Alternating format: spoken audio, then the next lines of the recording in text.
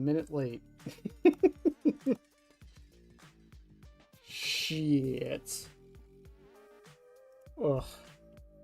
You know, I love when we get to, like, these last little bits on the killers, because I genuinely just don't have any plans. But I also don't want to just play the killer, because that seems very boring.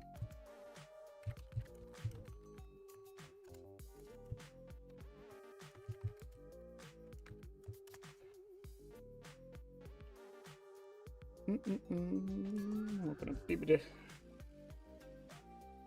Also, I checked, we are officially at a little over 70 hours, and that should actually be about 71 hours, so... Still at that 30-hour mark. The real question is, can I finish it before the end of the month? Because I don't think I can.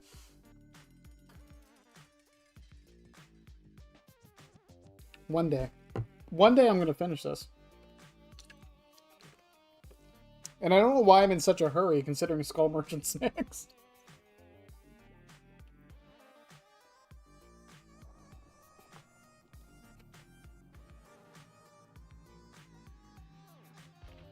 Ugh.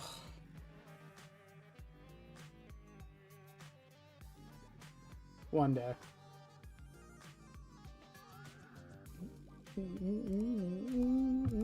Also, I still don't know what happened to stream yesterday, by the way. I tried to look it up, or look at it.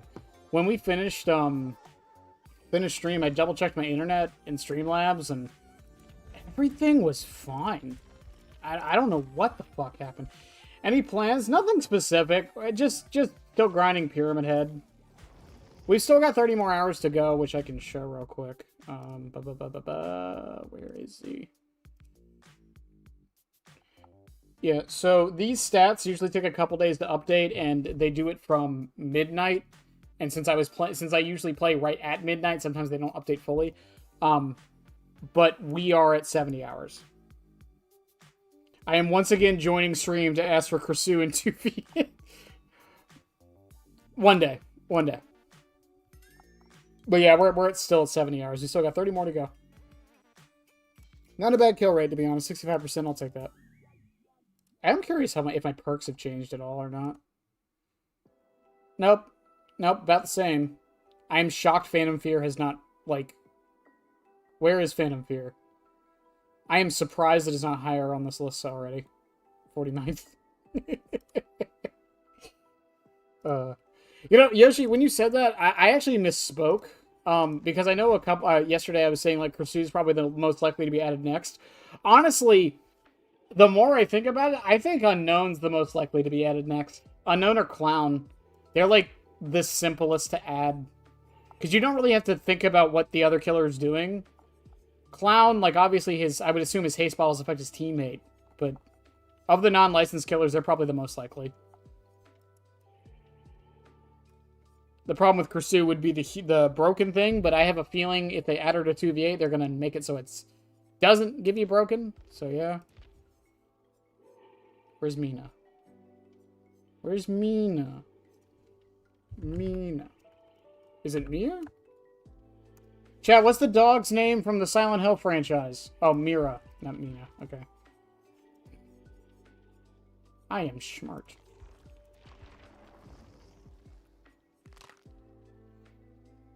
I'm surprised they didn't do Trickster. I feel like it'd be prime time after the...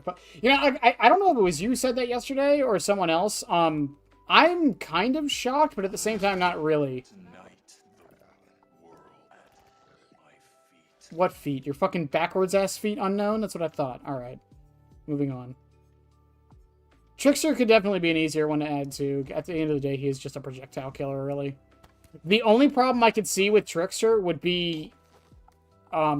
if he's in the same match as Huntress, how does that work?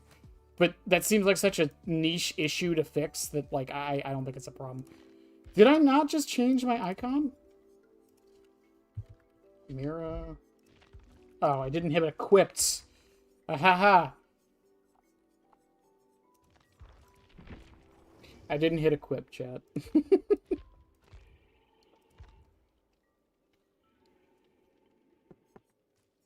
Lich, I think Vecna could work. The problem with Vecna is his chess.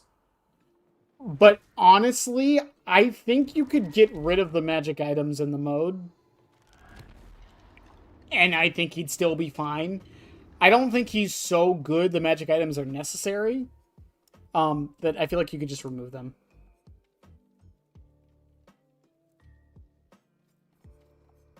I just meant, like, what if they both go to a locker and hit the reload button at the same time? Would they both just get stuck? Would the game freeze? Like, I'm sure that's probably why they didn't do it. Also, he's not exactly the most fun killer to play against for a lot of people. Hag is a maybe. I could definitely see Hag working in the mode just fine. Twins, that's a bit harder. I could see it working, but there are some logistical problems from the survivor side with twins. Because now they're dealing with 3 killers. And yeah, there's the other problem. No one would want to play him. Then again, no one wants to play Pyramid Head in 2v8, so I think that's fine. You have fucking Pyramid... I have done almost nothing but play this killer for almost 6 months, and even I don't want to play him in the mode.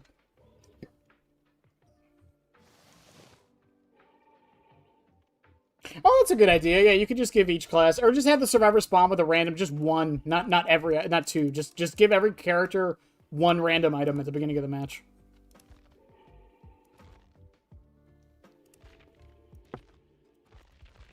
Chat, I don't know what to run. This is gonna be a long 30 hours, chat.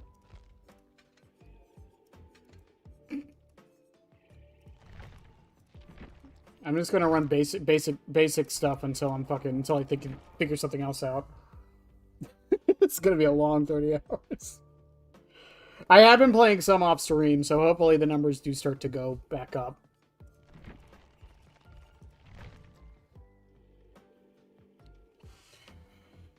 But no, like, I definitely could see, like, most of the killers can definitely be added to 2v8 just fine. The more problematic ones are, like I think Doctor would be fine in 2v8 as is. I don't really think you have to adjust anything on him. You can give him a couple buffs here and there, maybe to his cooldown and whatnot. But overall, I think you could just add him to the game mode and he'd be okay.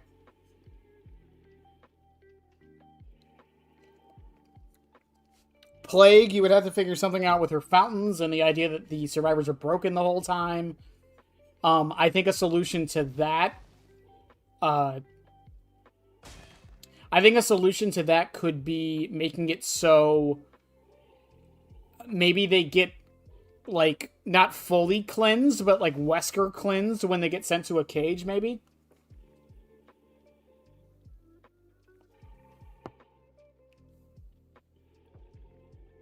Yeah, I do think the cages need to do something.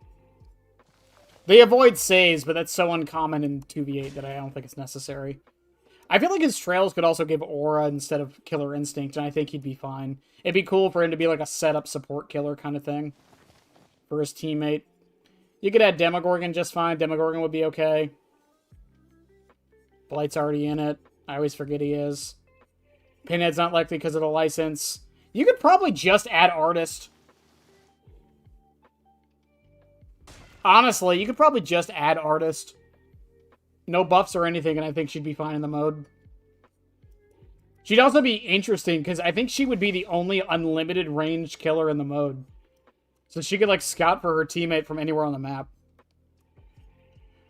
Onryo would be hard because of the TVs. Dredge is hard because of, Nightfall. Here is this... People are going to hate my solution to Dredge and Nightfall.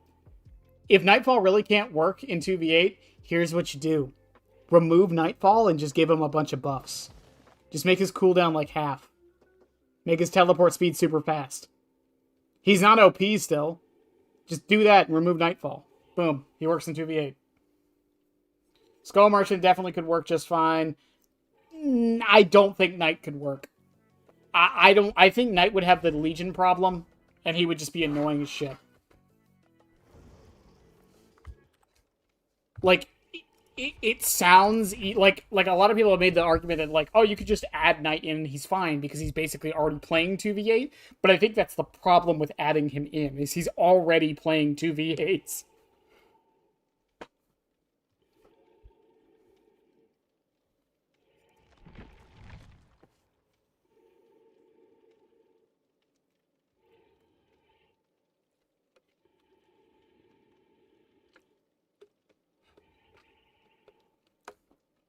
Oh, Legion's never coming back to 2v8. Are you kidding me? I do wonder, would Legion be fine in 2v8 if he just deep wounded and didn't injure with his power?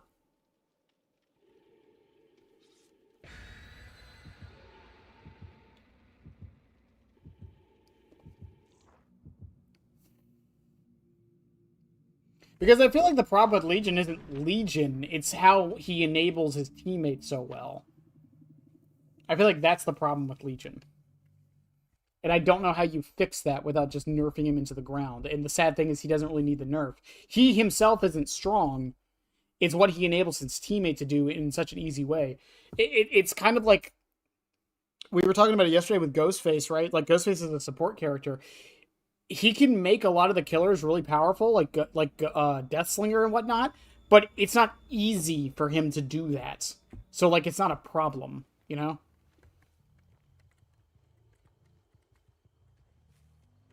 I'm mad the VC. You made the VC mad at me. I used it the other day. It's the same thumbnail as the other day. Yeah, so what if Legion didn't injure you and only deep wounded you when he frenzied?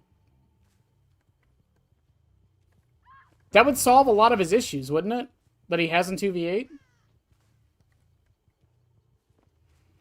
I can confirm Aiden and Bailey were in fact angry. Indy out here making everyone mad at her.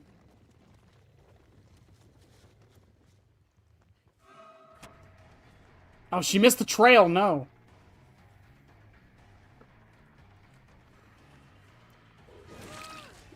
Did she dramaturgic? Or was that life? I couldn't tell.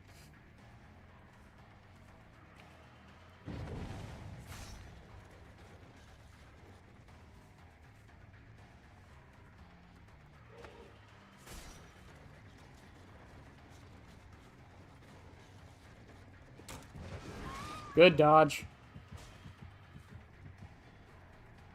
She committed to that really hard.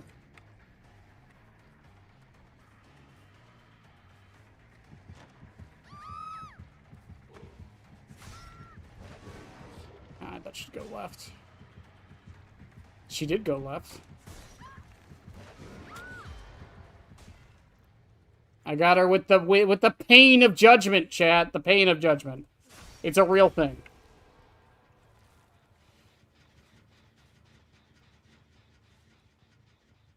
Really?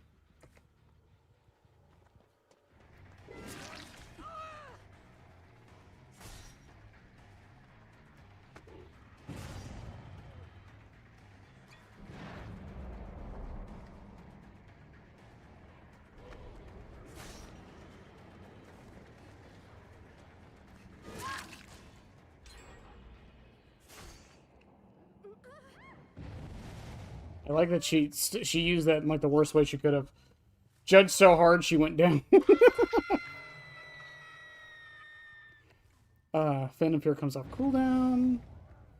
They're over here, I think. Are they? What was that?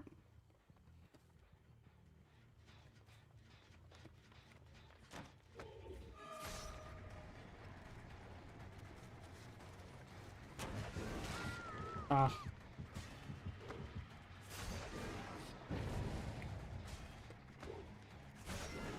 Why does she always go left? Or right, I mean.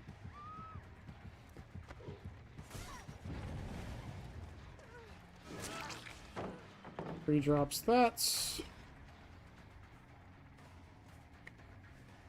Is there a window here? There is not. There's nothing here. Okay. Did she dodge or did you miss? Or did she dodge or did you miss? Listen, okay? We don't worry about the complications.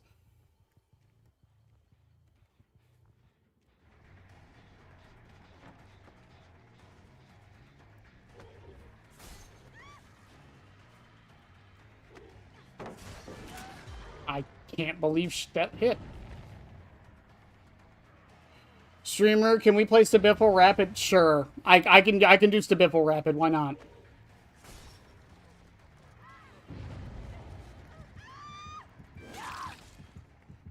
And just do stuff like that every time.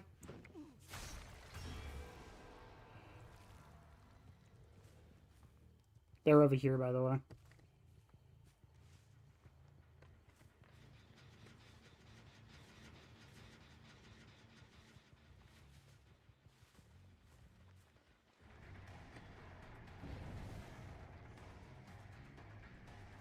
Oh, really? I was paying attention to the what's it called, and it failed me.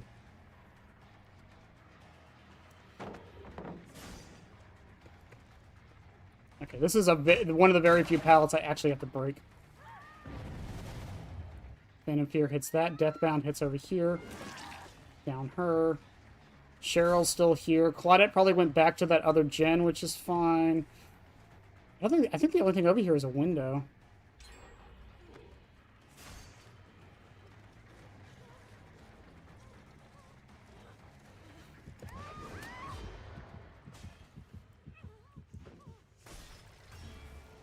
Two on Death Hook, which is fine. There's the Claudette I need right there. She's gonna run away now.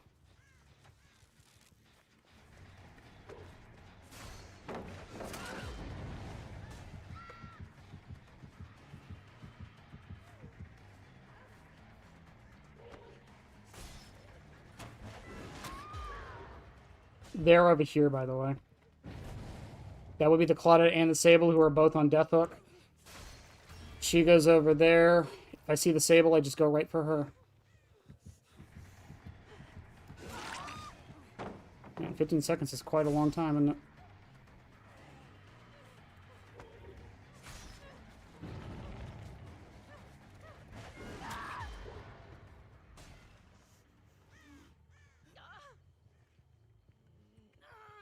Boop. Hop on, because we're going to M1 City.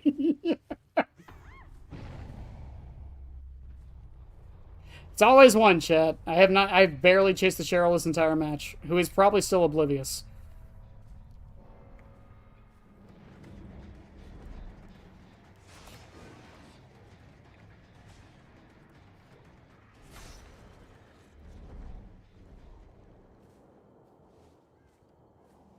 Oh, really? I thought that was her sticking up right there.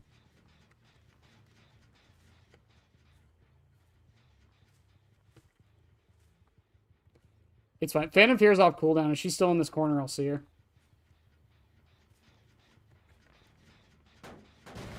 I'm just gonna kick this. Okay, well, I think she left the corner. That's fine.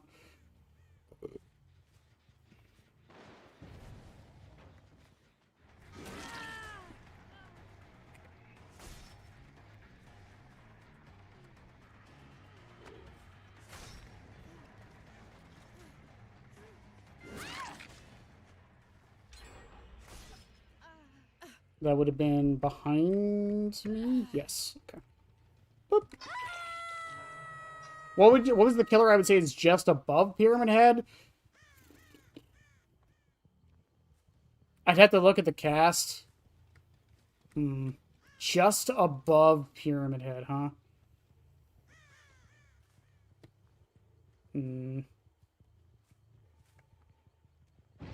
I really don't know offhand.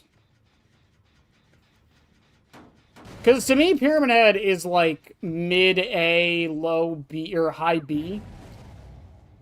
Like in an ideal scenario.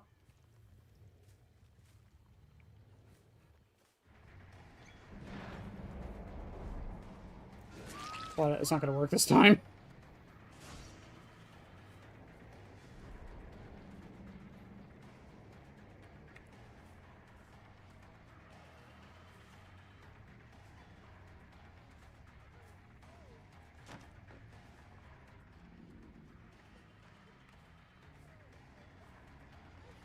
In fact, you might have screwed yourself. Ah, damn.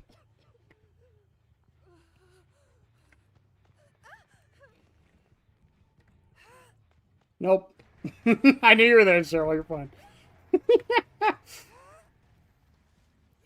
I want to say Wesker is a bit... I don't even think Wesker is necessarily better than Pyramid Head.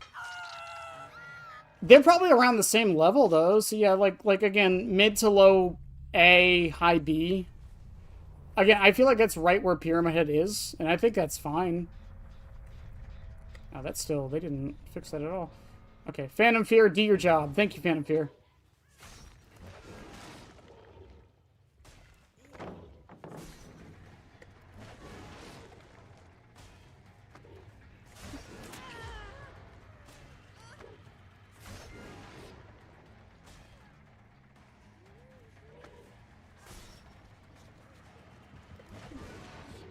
Good dodge.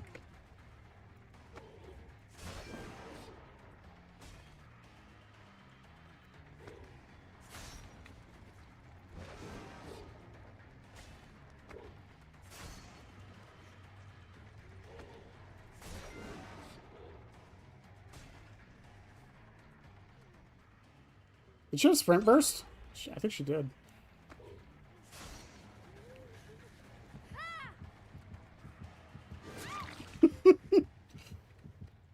Bye, Cheryl. Is Afton above Pyramid Head? No, God, no. God, no. No, Springtrap does not have enough lethality to even... I thought she would back up into it. See, this is the problem with Pyramid Head a lot of the time. Like, she did the right thing by doing the wrong thing.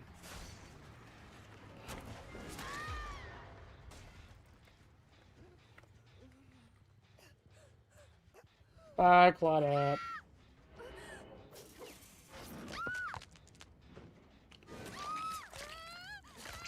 Yeah, I can't even fake M2, disable the M2 button entirely? What kind of fucking witchcraft is that? Is unknown above here? No. I don't think unknown. Well, with his recent buffs, maybe. Countered Shoulder the Burden, countered We're Gonna Live Forever, countered We'll Make It, countered We'll Make It, countered Deliverance, countered Decisive.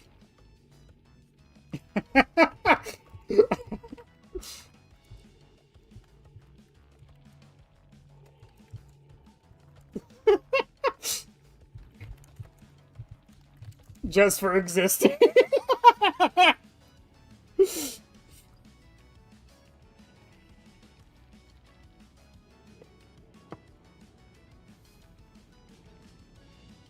Which one was that? Which one was that? 4?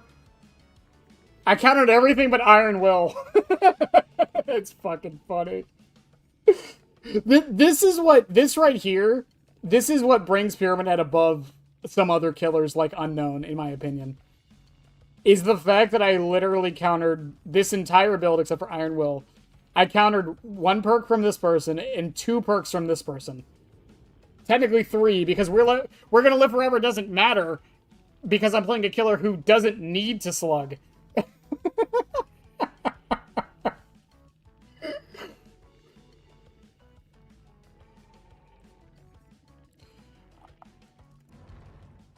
I still think Pyramid Head is, like, decently high up there. I think, again... What am I... Who is this? I don't know who this is.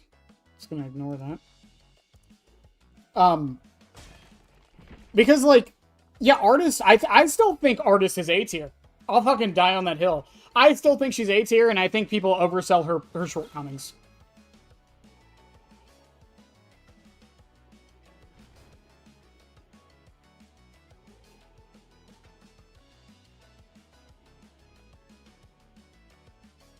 I genuinely think Artist is A tier.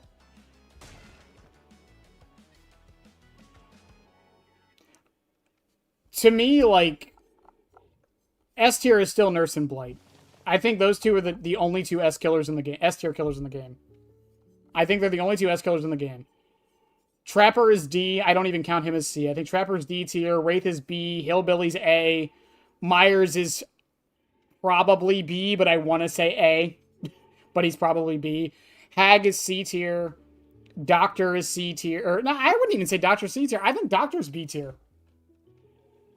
This is the problem with a tier list. My idea of what a B tier is not the same as everybody else's. If he ever gets picked for the next one. If he ever gets picked for the 100 hours, probably.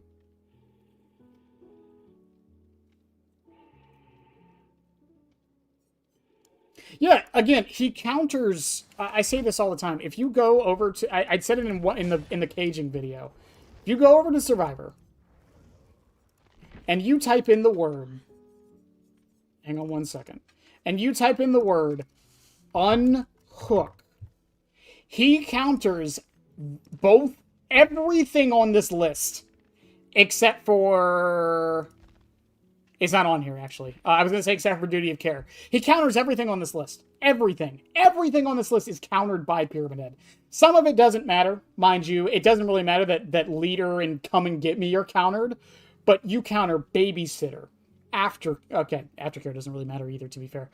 Borrowed time, decisive strike, dead hard, breakdown, desperate measures, technically speaking. Off the record, which isn't that good anymore. Fast track when it was good, and even now you counter it. Resurgence, will make it. Slippery meat, shoulder the burden, second wind. Wicked, technically he counters wicked. Like, and a lot of those are pretty staple Survivor perks. He counters flashlights, he counters sabos. Does he counter the extra speed of resilience? For unhooking? Yes. It doesn't really matter, but yes, he does. Yeah, anything that's related to unhooking in any way, he counters. The only exception to that is... do no harm, not duty of care. This is the only exception, and the reason why is because it's for each hook state, not each hook. I believe it's the only perk in the game that states hook states. Okay, technically these two do, but you have to unhook someone for shoulder the burden, and they have to be on a hook for reassurance. So he counters both of these still. Do no harm is the only one he doesn't counter. A tier is above average, B tier is fine. To me, like, A tier is just like, you're gonna win most of your matches, as long as you're playing well. That's A tier to me.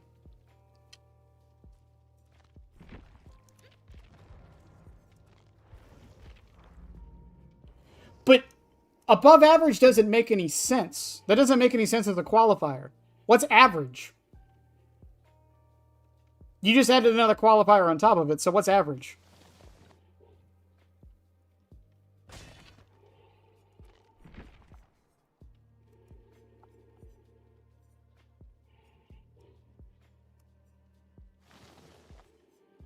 This is why I don't do killer tier lists, by the way, is because my fucking tier lists are stupid most of the time. Again, I think Artist is A tier. I think Pinhead is A tier.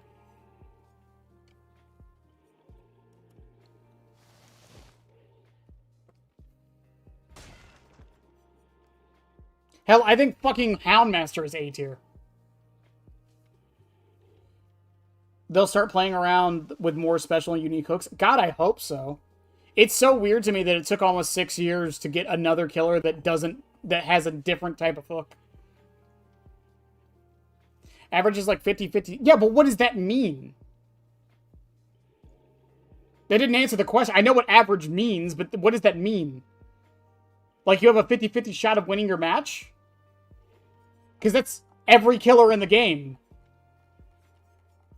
Then we also have to consider, are we talking... I don't think Wraith is average. He's average in the sense of his design, not his power or his strength.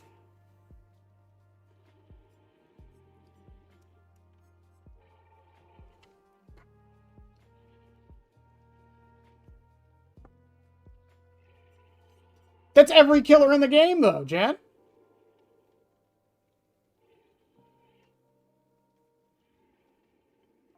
It's every killer in the game except for, like, Nurse and Blight. That's it.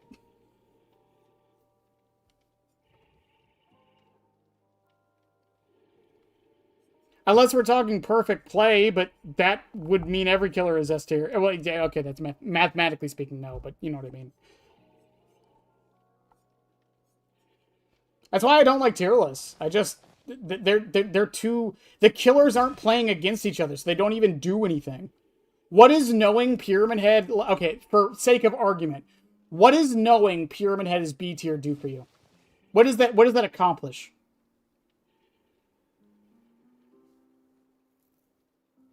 Obviously, Pyramid Head is F tier because I'm awful. Exactly. I suck at Billy. That doesn't mean he's fucking F tier. I know you're joking, but some people will genuinely bring us with an argument. I can't get a win to save my life on Billy. That doesn't mean he's not really good. Same with Blight. I suck at this character. Doesn't mean he's bad.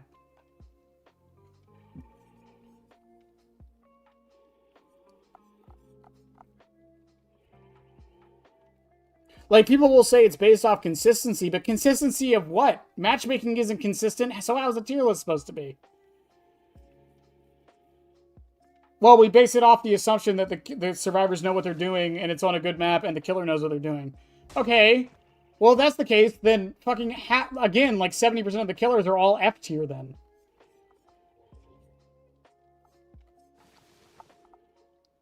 I go on this rant like once every 3 months or so, but that's why I just hate tier lists in Dead by Daylight. They don't accomplish anything, and they're really hard to quantify. If you want a prime example of that, look at Dredge and Springtrap. They are probably, or even Chris Sue. But Dredge and Springtrap are probably the two biggest examples of this. You will have some people who will say they're actually better than they are, and be like, oh, they're actually A tier. Then you'll have people who will be like, actually, they're ass and they're C tier. When really they're kind of probably in the middle, like low to mid B tier. Same with Chucky. I mean, God, I still see people saying Chucky's C tier. How good the killer can get downs plus map mobility. Then again, that excludes 70% of the cast because 70% of them don't have map mobility. Then you have a killer like Deathslinger who arguably has the best 1v1 and some of the fastest downs in the game, but has no map mobility. How do you quantify that versus Blight?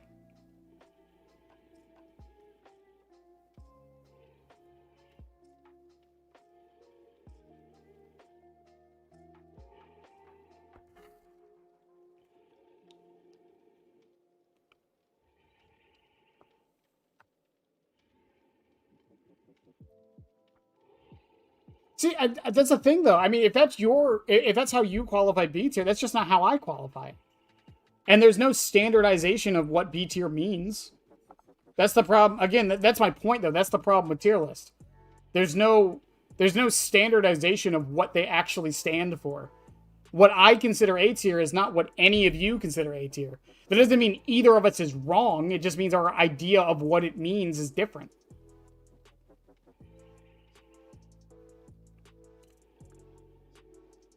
To me, S tier is you'll win 90% of your matches.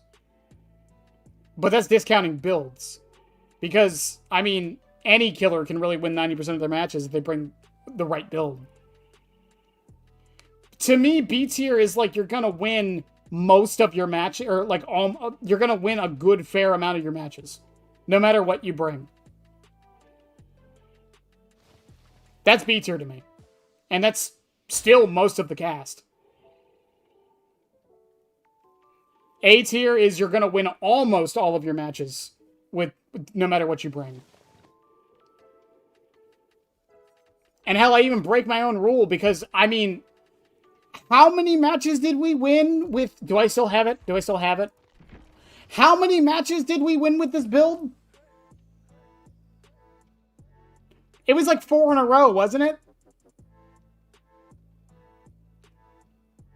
How do you even quantify that? That's not me saying Trapper is actually super OP. How do you quantify it if I can win with this?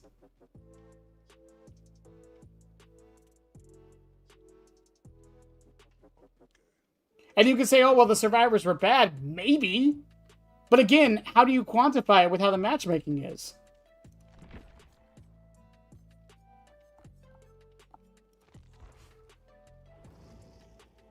C tier is just weak anti-loop? I mean, Trapper has really good anti-loop. It's just not consistent. Trapper plays with a trap in a loop, and you have to leave it.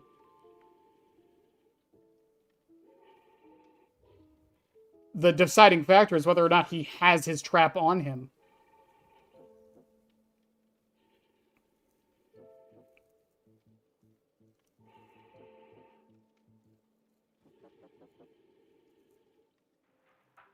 I mean, it's like, I remember for a while there, like, I didn't even consider any killers below C tier other than Skull Merchant. And now I think she's, like, right in C tier now.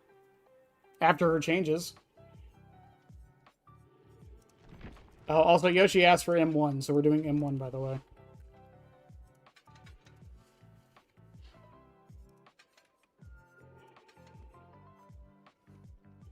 Well, I can't use my M2.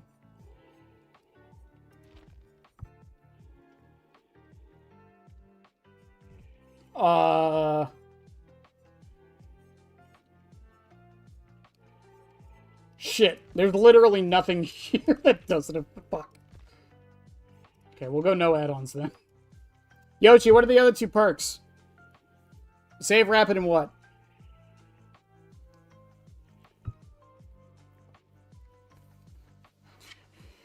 I don't know. It's just like...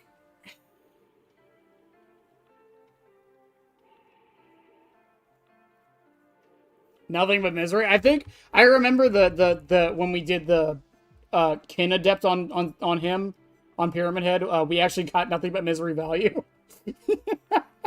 D tier is only for Skull. I don't even think she's D tier anymore. I really do not think Skull Merchant is D tier anymore. I think she's C tier now.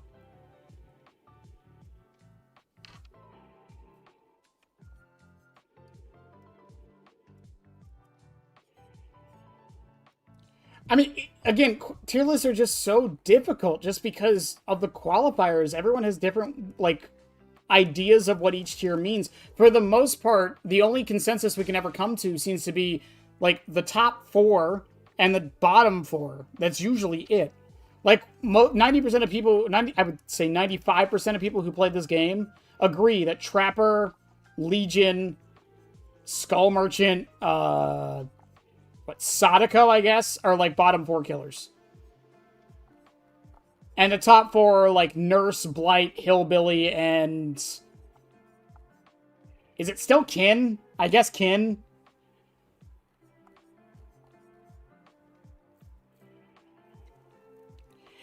But, again, my biggest issue with tier lists is that they don't matter.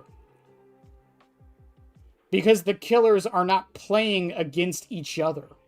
So who are we tiering them against?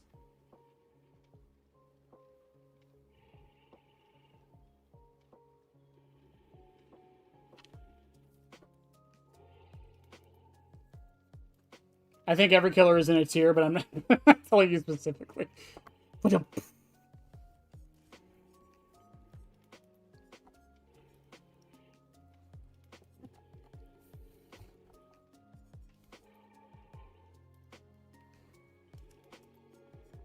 Because, I mean, like, if you look into the history of, like, where tier lists started from, it's from the fighting game community.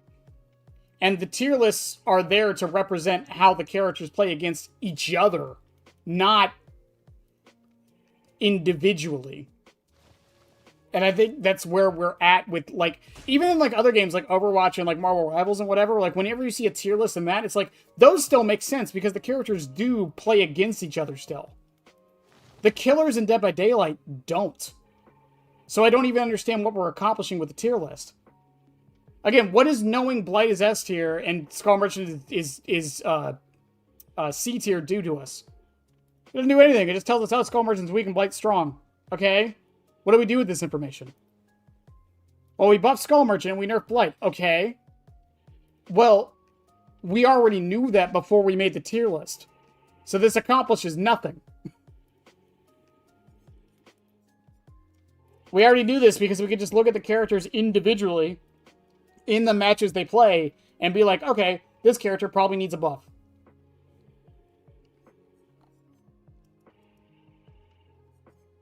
Same with like Ghostface. Do you really need a tier list to tell you Ghostface is one of the worst killers in the game? Also, I forgot about him when I was talking about the bottom 4. No, Milky, that is a good point. And that's why you see tier lists so much. And people say they get a lot of views, and it's really unsatisfying. Here's the secret about tier list videos on YouTube. While I don't agree with a lot of them, while I do not agree with a lot of them, they are very good videos to talk about a lot of things with a centralized topic. If I wanted to talk about every killer in DBD, a tier list is the perfect format to do it.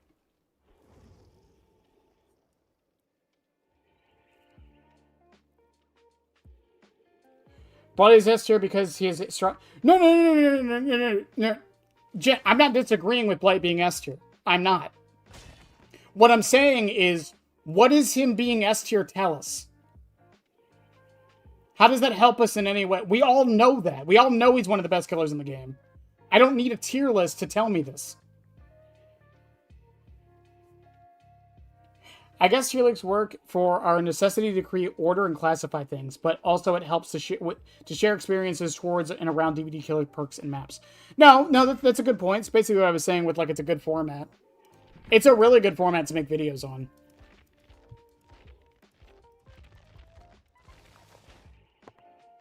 Fuck it. I'm using Phantom Fear. Fuck it. Because I don't know what else to run. No M2s, chat. I'm not going to M2. I'm going to fight the urge.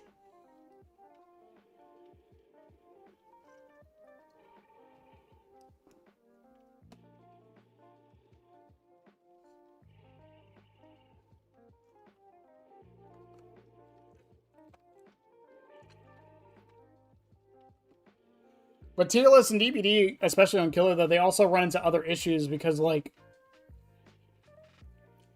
I think Scott said it in a recent video, a decently recent video, where he was like, the problem with them is just, like, maps also.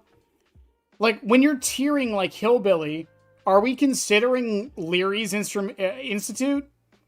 Are we considering Midwich? RPD? Or do we just forget those? And Hawkins? Do we just forget those maps? Or do we have to take those maps into account? What about add-ons? For a while there, the running argument was, well, we don't take add-ons into account because if we did, then Myers would be 2 completely different killers. Which the solution there is just to make 2 Myers in the tier list.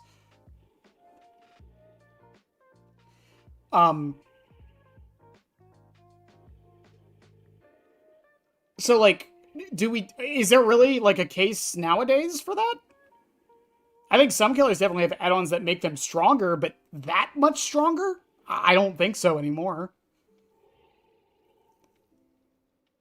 So if we're not taking add-ons into account, and we're not taking maps into account, what the fuck are we even quantifying at that point?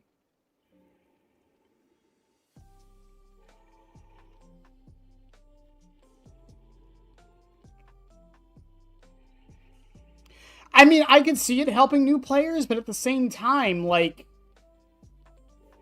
does it really? You could just tell a new player, hey, Blight and Nurse are the strongest killers in the game.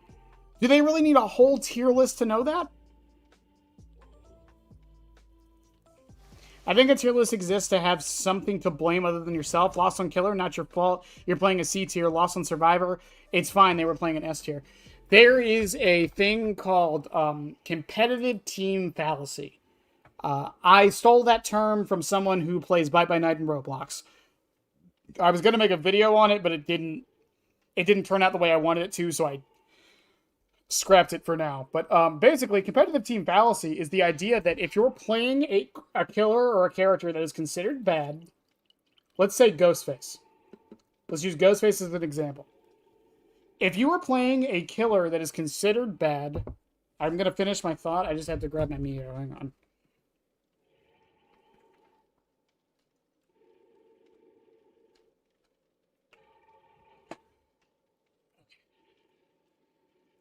So, if you are playing a killer that is considered bad, like Ghostface as an example, and you win on that killer, What is often... I forgot my stir stick. Son of a bitch.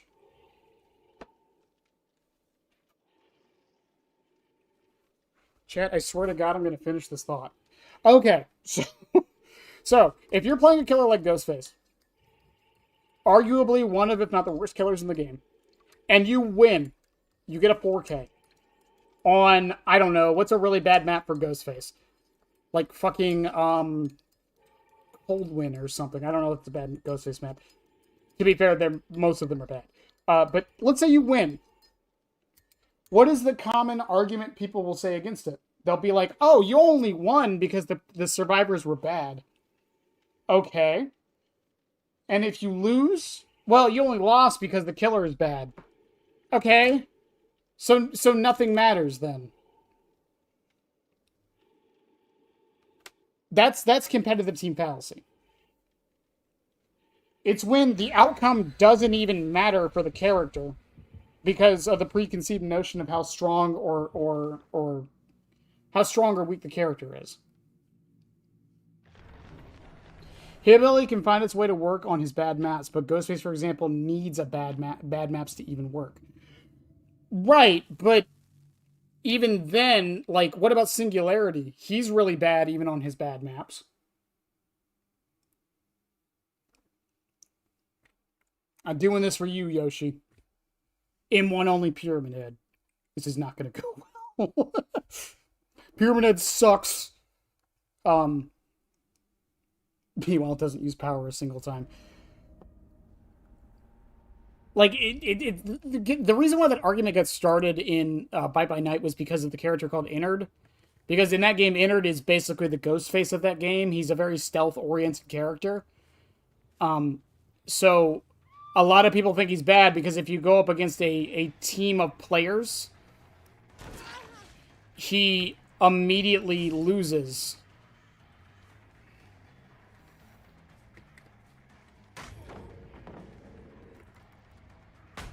Because they can just call out where you are and like give away your position, and now nothing you do matters.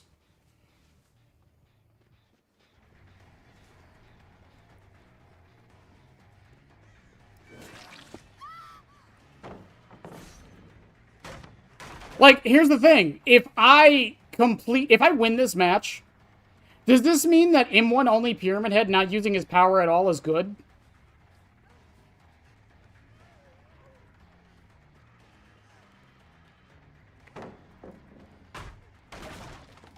No, it doesn't mean that at all. Are the survivors just terrible? I mean, probably.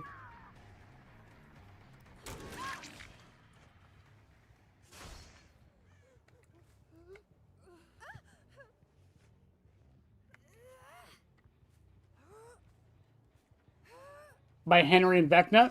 To a degree, I do agree. But, again, another question we have to ask is what is even power creeping in DBD? Because, again, they're not playing against each other.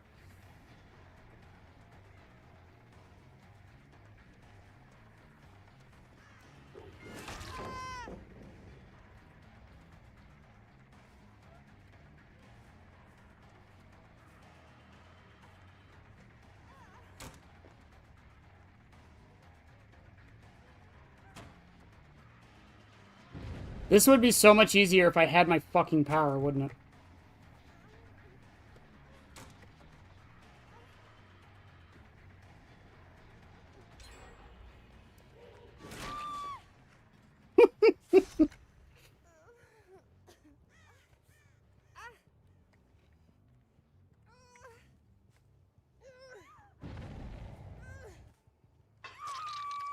But again, like I said, this isn't me necessarily even agreeing or disagreeing with the statement. I'm just saying, like, it becomes hard to quantify. That's the problem. Well, and it will always be the problem. Did she go into a locker? No, okay. I thought for sure she went into a locker.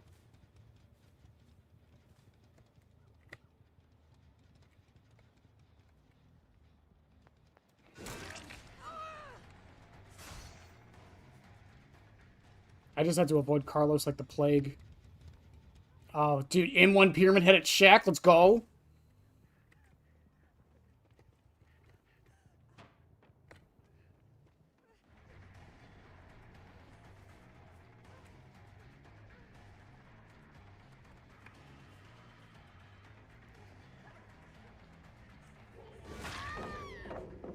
I can't believe that worked. That is fucking insane that that worked.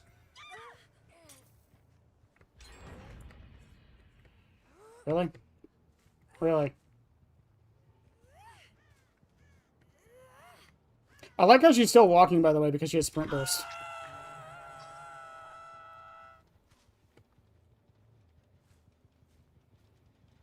She's over here. I know it. I know it. I feel it in my bones.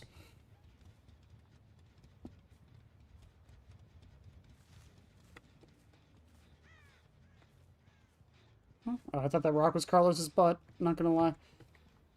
It's just lore accurate Pyramid Head. Slowly walks at you with knife.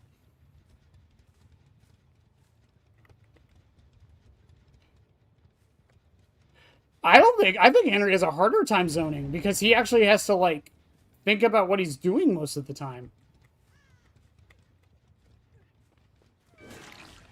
You only make me stronger, Claudette.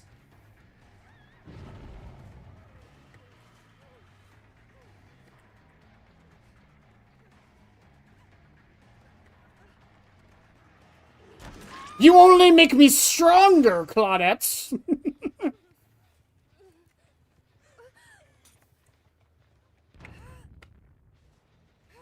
Wow. They were really banking on that, huh?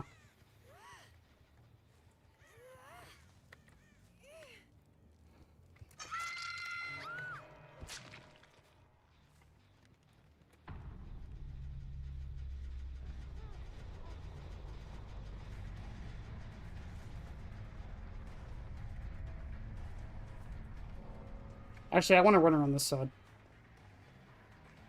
She has less places to go. Good! Fucking... That was good. Good shit.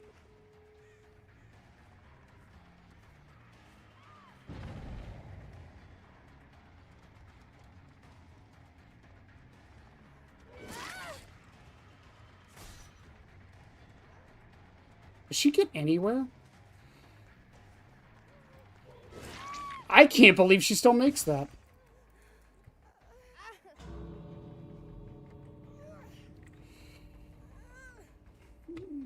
Take her farther in. I do have Stabiffle, so I might be able to just hold this. I don't think there's much they can do.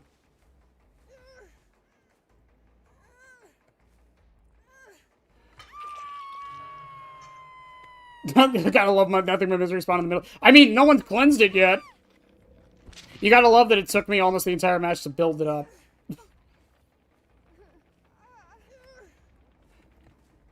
Go for a flick, you know you want to. I'm waiting to see if she's the only one. No, this is Carlos. So the smartest play they can make here... Actually, I can just do this. Can he get that? He can.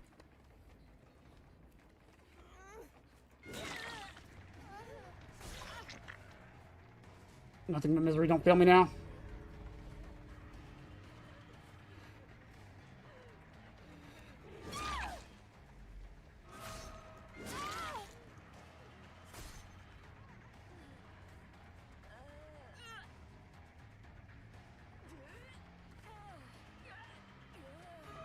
Carlos, you fool. You foolish fool.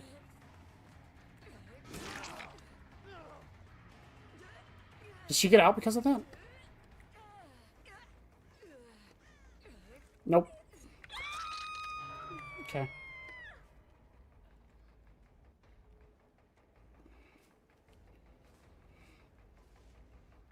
They don't make that heal. They don't make that heal.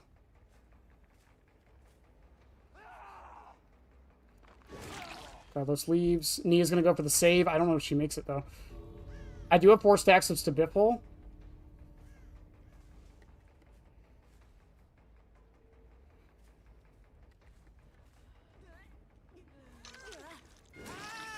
Rapid, rapid, rapid, rapid, rapid.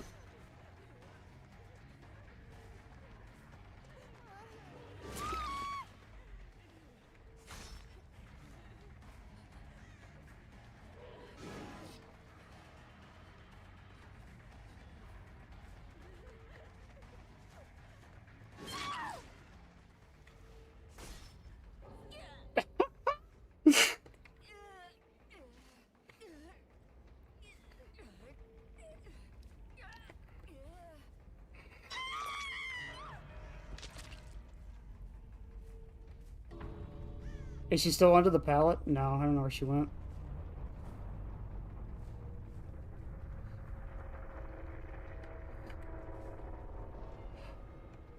Unless she was just going to the center of the she might get hatch. But the thing is, I just have to sit here.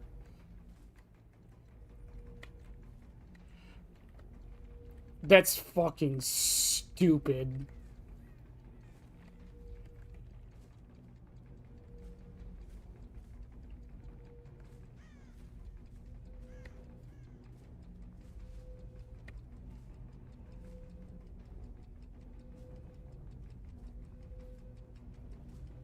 Does she get hatch? I'm like holding my breath.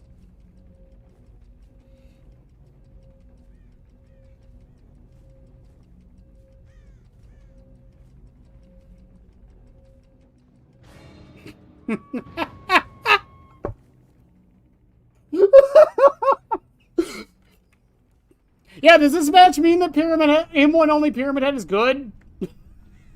I got a 3K. Oh my god.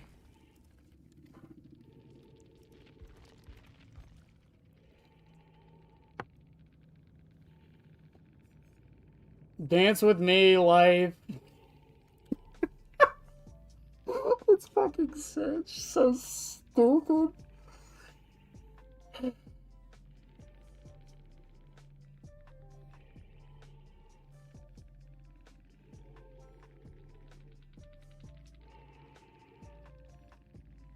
So M1 generic killer is A tier? Apparently so. It's like, oh, but you can't do that consistently. I mean, maybe. If I get lucky enough, I can.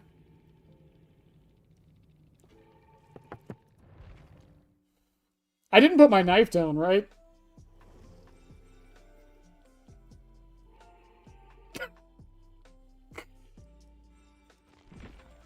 I cannot believe I got a 3K that match. That's fucking stupid. That's so dumb. Man, what dive is probably mid-A tier, you saw right. So, okay, just so you guys are aware, by the way, because someone brought up Deathslinger, I just wanted to be known, where is it? No. This is my normal Deathslinger build. This is my normal Deathslinger build.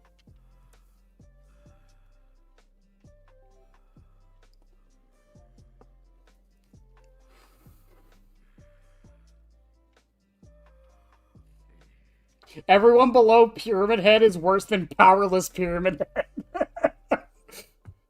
Yeah, and I know some of you might be thinking, Bennett, what are these two add-ons? Because you've probably never seen a single Deathslinger player in the world run them.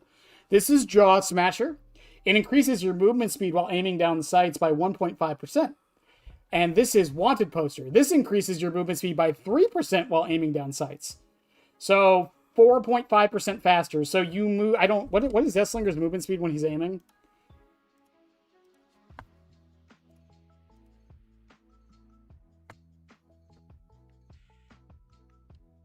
I don't know offhand. Is it 90? Movement speed. Okay. Walking while reloading. Walking down aiming the sights. He's 3.7. So this brings him up to... Oh my god, I have to do math. 3.74 times 0.3. No, that was divided by times 1. 1.1. So it brings you up to 4.1. So you're a tiny bit faster than the survivors. With this build, I never fire a shot. Ever. I don't fire a single shot when I use this build. Until they're on Death Hook. Then I start shooting. Because I have now conditioned them to think I will never shoot, so they stop dodging. I love this build. This build is so much fun. And you can swap coup de grace and play with your food with literally anything. I just like them.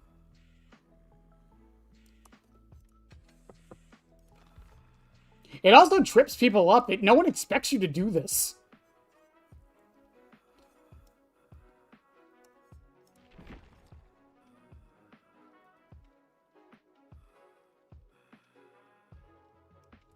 It always leads back to the roll of the die. Every killer is S tier if you can get... Exactly. Show it off, mayhaps? I need to put out... Most inefficient Slinger gameplay I've ever heard. Just watch. Just fucking watch.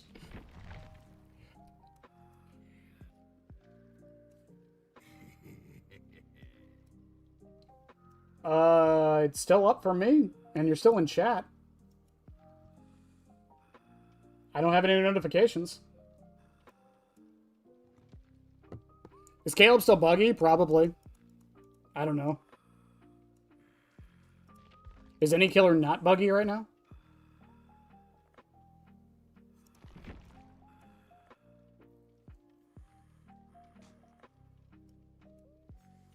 Don't have high hopes. This is going to be the most boring Slinger gameplay you've ever seen. And if I get Gideons, this build will not work at all.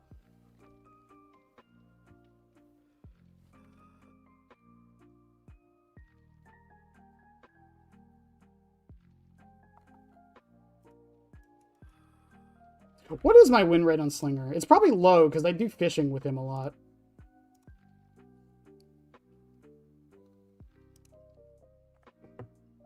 Oh, 52%.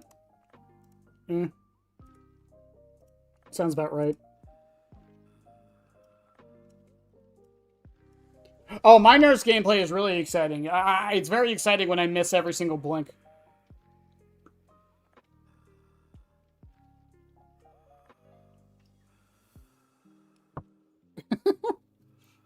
I suck at nurse. Nurse is a weird killer, though, because, like, if I play her for, like, 3 matches in a row, I'll actually be pretty decent with her. It's just usually those first few matches of me getting back used to her are just awful.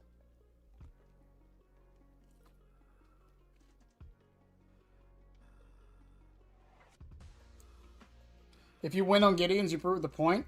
I don't even have to win on Gideons to prove the point. The point has been proven multiple times, not just by me, but by many other people who played this game.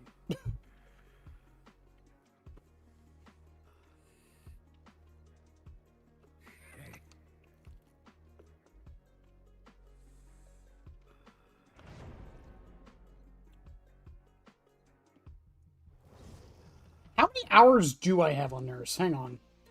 Now I'm curious. I have 30 hours on Deathslinger.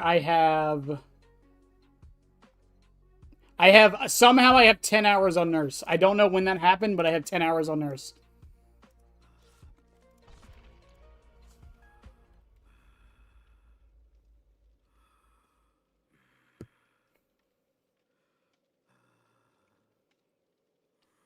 My favorite stat to me on my DBD stats has to be... I'll show you guys once I find... Yep, it has to be this one. My kill rate on Xenomorph is my favorite fucking stat. I hold my 38% win rate on Xenomorph in high regard. Because that is only 38% because I did like what 7 hours of fishing one day. Imagine if there was an add-on that gives Slinger a clip of 3 rounds at the cost of a much longer reload. I mean, I don't think that would be silly. I think that could kind of be interesting. I have heard the idea, some people have proposed to make Slinger like a Springtrap, where once he shoots, he moves at 115 until he reloads.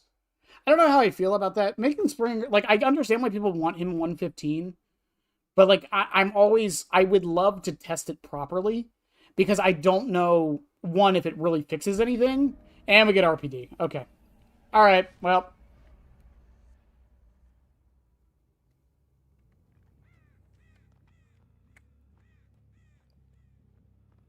Will Bennett prove the point? Probably not.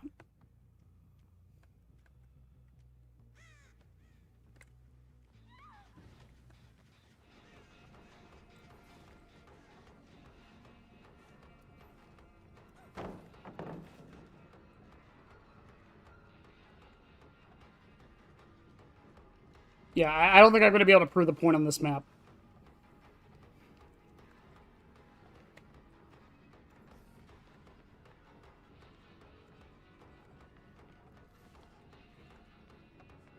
Not on this map.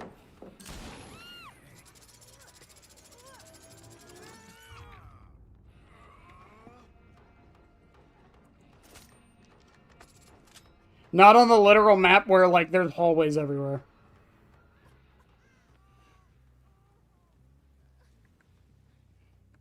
Oh, you went right?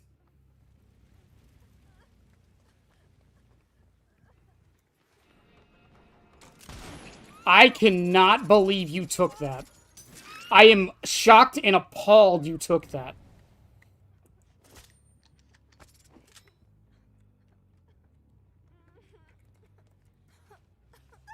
Ada, are you really, like, do you really think this is gonna work? I can't believe she thought that was gonna work.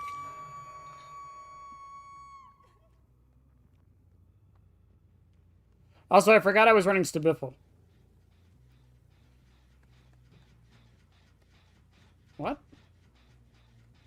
Am I dumb? I guess I'm dumb. I did not see where her scratchworks led to. Okay. Unless I was looking, like, right at her. Yeah, it's RPD. I kind of have to shoot on this map.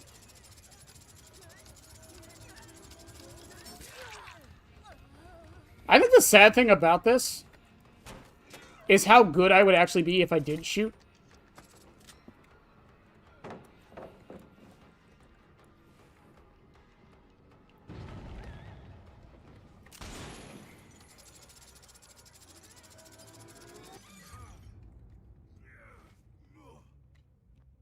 And that's one of the many problems of Deathslinger right there, by the way. It does not matter how good of a shot that was, I'm not getting that.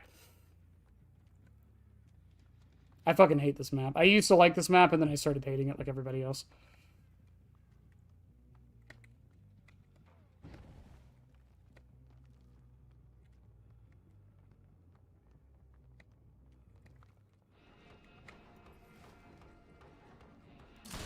Damn.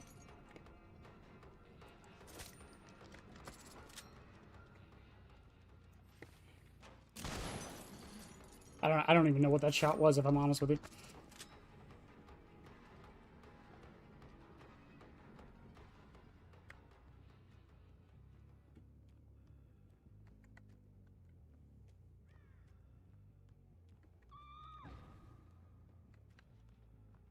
Oh, there's a loop I can do. Nope, never mind, there's chairs there.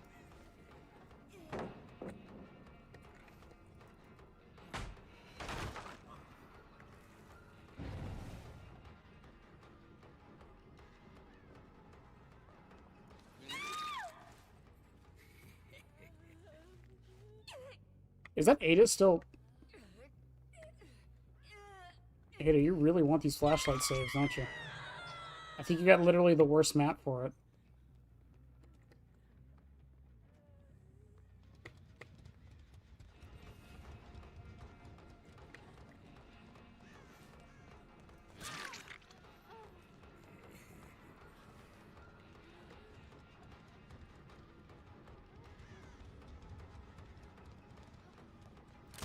Damn. I did not move my mouse enough.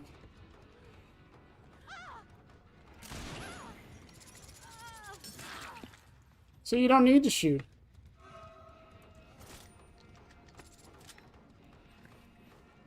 Hell, half the time you can just win the match by just aiming like that.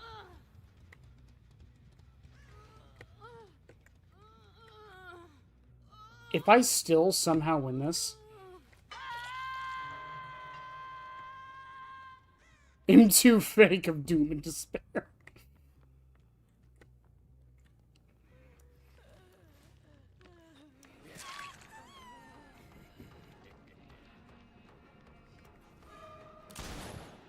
Doesn't go through that.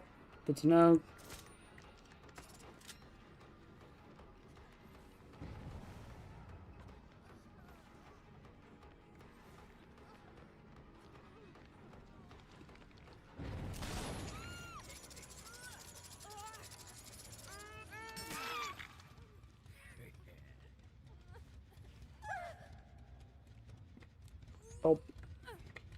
Thank you, Phantom Fear.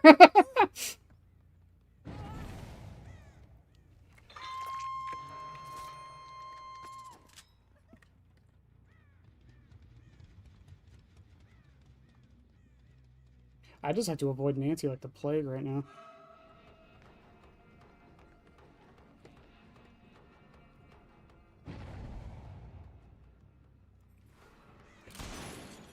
Actually, I don't even know if I can go through that. She's in a better position than these two, so I'm heading over here.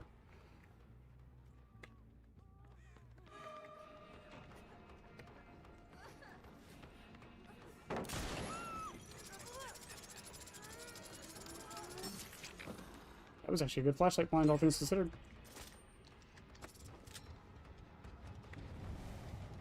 I think she's saving up her...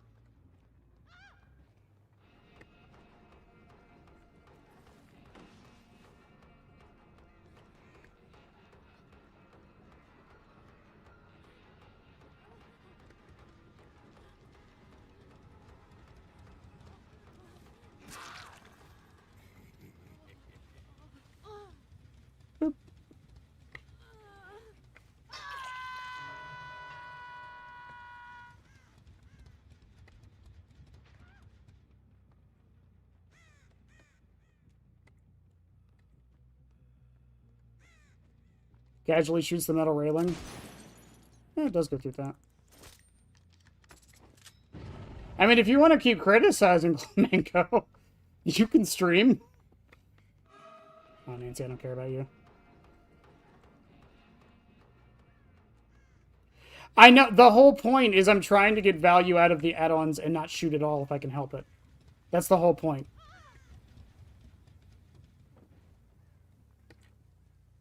I have to break this one. One gen left. It's probably that one over there, which I'm not going to be able to get to, so.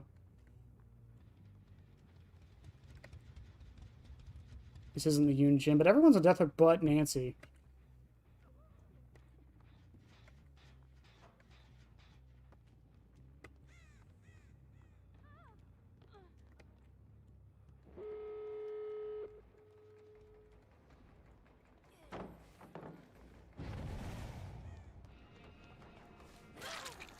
Okay, hit her. Stibiffle procs.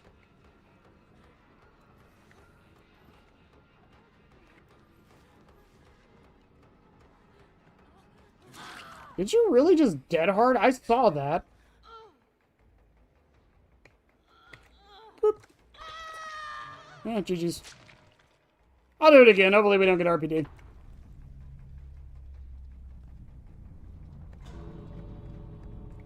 Yeah, they're out.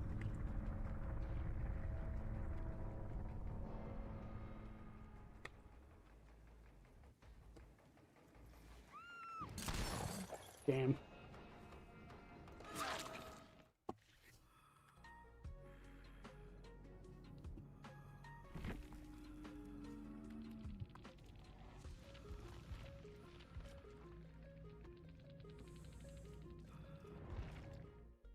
It was dead hard for... I don't even know... Like, dead hard wouldn't have done anything. If I fired, she wasn't gonna get away.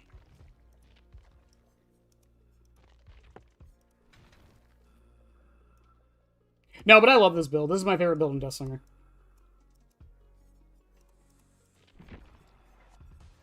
If I got any map that wasn't RPD, I think I would have been fine. If Deathslinger finally got patched, what do you mean? If he got fixed? If he got, like, fixed?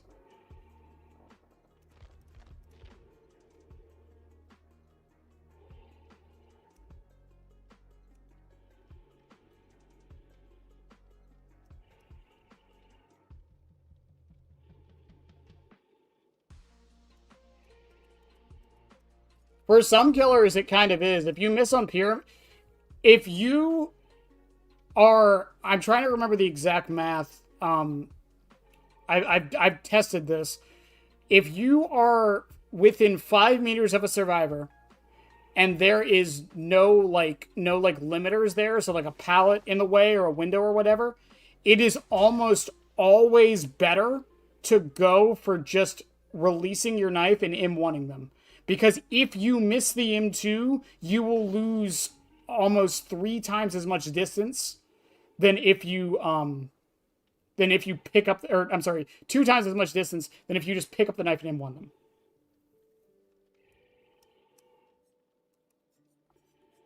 The one exception is probably Springtrap, which is something I actually kind of applaud them for. People say you get punished for missing your M2. I highly disagree. You don't get rewarded for missing your M2, but you do not get that much punished for missing your M2 on Springtrap.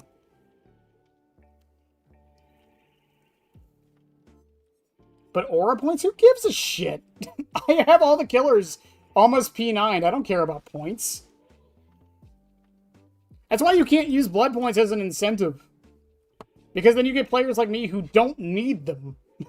I'm only P9ing my killers out of just a self-challenge.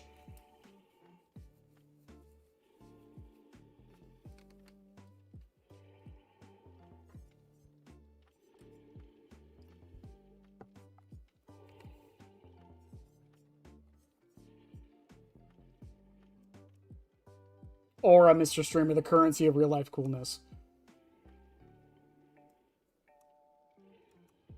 Is he better than Springtrap, though? Who? Pyramid Head? Yeah, I think Pyramid Head's better than Springtrap.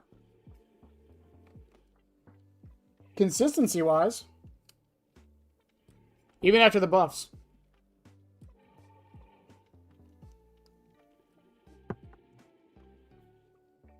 Cinderella's is an add-on I almost ever take off. I try to take it off just so I don't get too used to it. It is a really good add-on.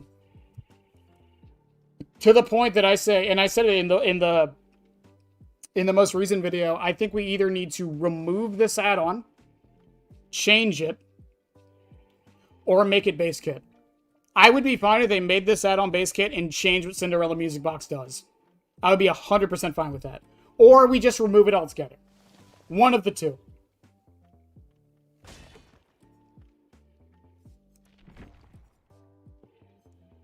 Yeah. I would say Springtrap more so than Unknown. I don't care about P100ing, so, like, again, once I P9, and I'm only P9ing killers just so I have spare add-ons, that's it. I don't need to. Clown is only P20 because I wanted spare cigar boxes until they nerfed it.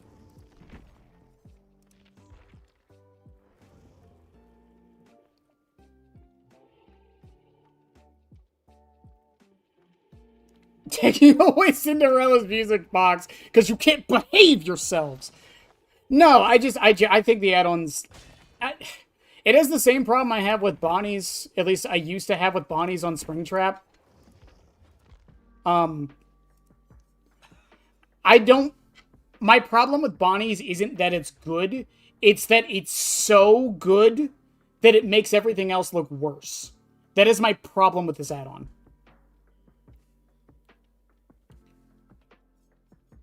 Antonio, do you know what videotape does? Because making a base kit would literally do nothing.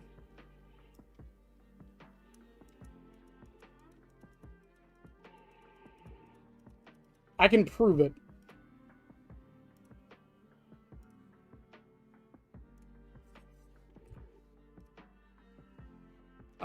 Is it Wondershare?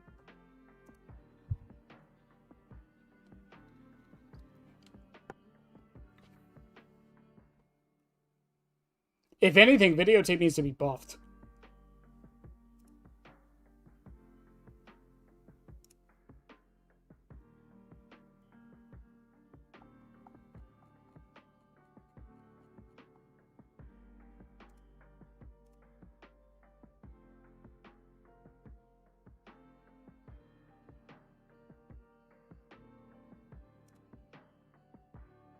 Oh, shit.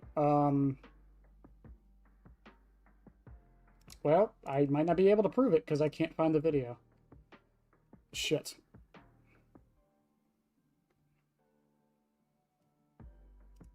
Almost. It is imperceivable. It's in my YouTube video, so I can just do that.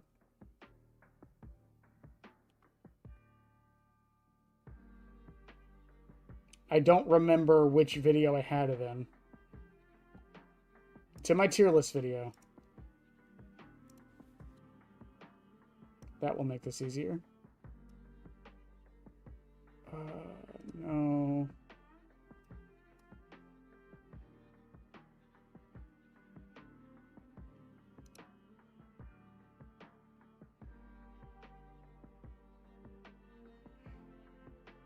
There it is. I found it. Okay, so if we watch this, we're gonna shut up about me talking, but so if we watch videotape here, so this is without videotape. This is with videotape.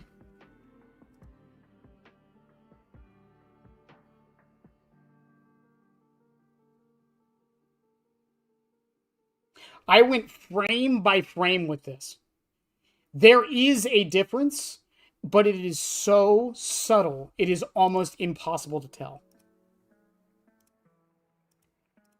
I don't have a problem making it base kit, I just don't think it does anything. What's the next P100 at your Pyramid Head? Skull Merchant. Skull Merchant's next because of charity. I've tried the shotgun build, blackstrap, and cassette. Cassette? What's cassette? You mean videotape?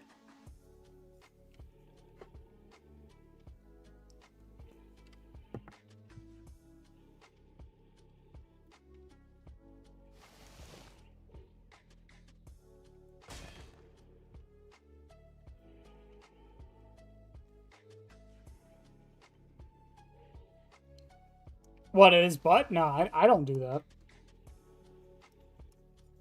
Again, I don't think videotape's worth it. It doesn't do anything. If you're gonna run it, if you're gonna run blackstrap with anything, just run it with fucking music box.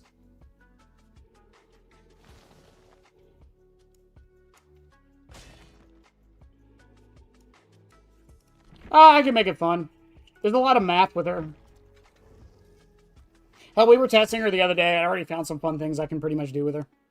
I'll have fun. I have fun with everything. I had fun with fucking Padded Jaws Trapper. I can have fun with anything.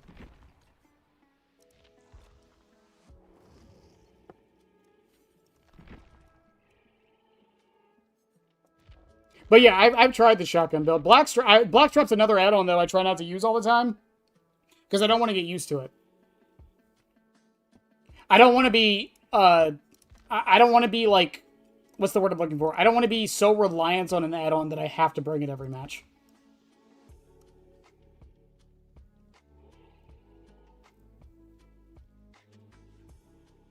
It could be placebo.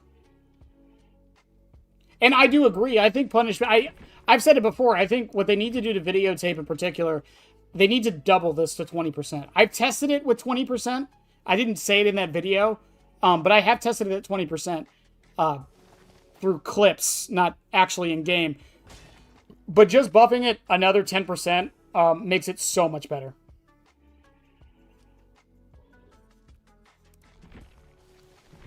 I don't think it's a noob trap necessarily. It's just, it's a really good add-on that makes shorter hits much easier to land. I don't think it's necessarily a noob trap. I just don't like running the same thing all the time. I mean, that's why I have, well, I accidentally deleted that build, but that's why I have a variety of builds. Basic build. M2 fake build. Hooking build. Max range build, anti-heal build. Same thing with, like, Springtrap, like, basic build. I can actually probably change menu on that, to be fair. I call this Foxy Go Go Go, but it's basically just you're constantly in chase with this build, which I really like. That's a haste build, M1 build. Hex build, I like Remnant on it because of Blood Favor. This is my I want to nerf myself build. And then my Ventilation Error build.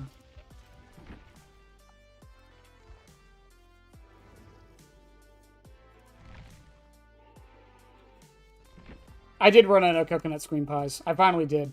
I think I have a bunch on Xeno, though. No, not a bunch. I have 19 on Xeno. And if I ever need blood points, I've got 160 flans on Dredge, so I'm good.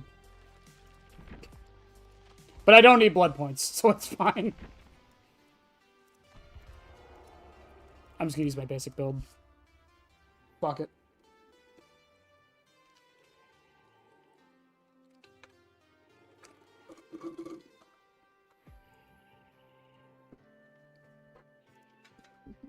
I can maybe swap this. I'll swap it for tablet, see what happens. What's your 10-year killer prediction? Jason. I can't see it being anyone else. I know a lot of people think it's going to be Bindi. I don't think Bindi's iconic enough. I don't think Star Wars is ready for the game. I know I made that post about it recently, but I still don't think it's ready for the game yet. Or the game is ready for Star Wars yet. I don't think Predator is popular enough. I think Jurassic Park is way too out there, but maybe. Pennywise, Stephen King has already said he's not going to do it.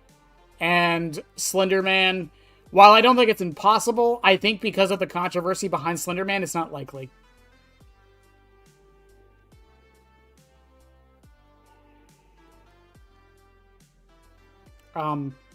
So yeah, my money's on Jason.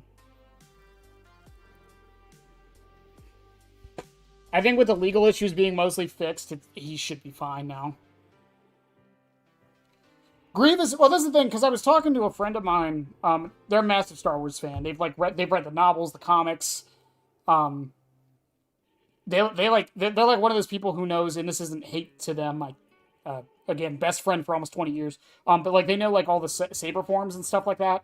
So like they're a massive Star Wars nerd, and we were talking about it, and they were trying to think of like what power could Darth Vader have. And then, like, as we were talking about it, I was bringing up, well, who else could it be other than Vader? And that's when, like, the idea of General Grievous came up. It took us a while to get to General Grievous, though. Because we were like, well, it could be Maul. Maul could work. Because he's kind of, like, a scary character. And then we were like, well, it could be, like, Mother Talzin, but, like, no one really knows who that is unless you watch the Clone Wars.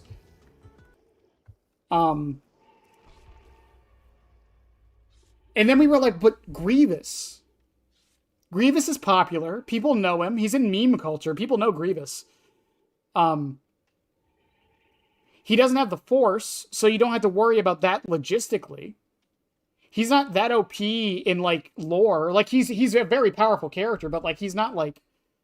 Like, Darth Vader in lore is fucking insane, by the way.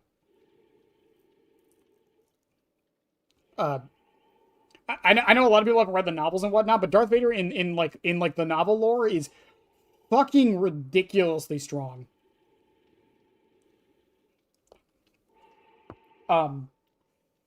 General Kenobi. Why, hello there. Also, Grievous is, like, genuinely just, like, angry. Like, he wants to kill everybody, man. Like, Grievous is fucking... And we were even thinking of, like, how could you, like, implement lightsabers into the game and, like, his collection thing? And we had the idea of, what if the survivors could, like, pick up lightsabers around the map? And, like, Grievous, like, when he swung at you, you could use the lightsaber to block it. And then you drop it, and he, like, picks it up and adds it to his collection, and it makes him more powerful. So, like, you avoid getting hit now at the risk of making him stronger as the match goes. Like, he's not angry, he's just old, trust. Grievous's lore is fucking... I don't know if anyone's, like, read into, like, the history of General Grievous. It's a sad fucking story, man. Dude just wanted to be a good warrior for his clan and shit. Like...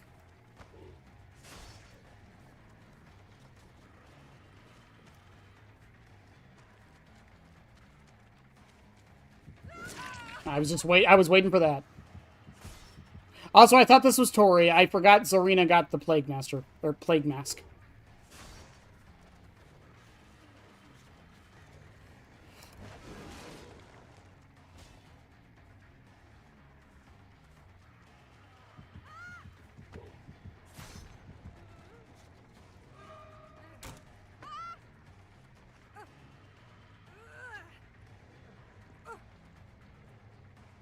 Meg, I hear you over there. I don't know why you're acting like I don't.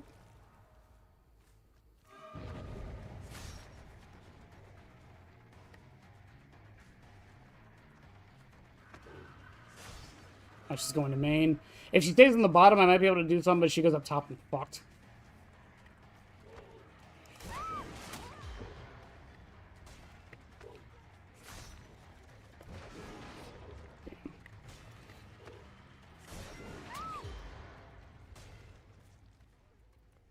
That's the power of Pine Sol, baby.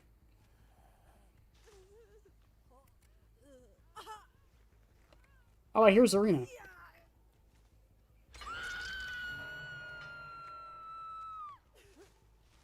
She shouldn't get teleported. That wasn't close to the cage.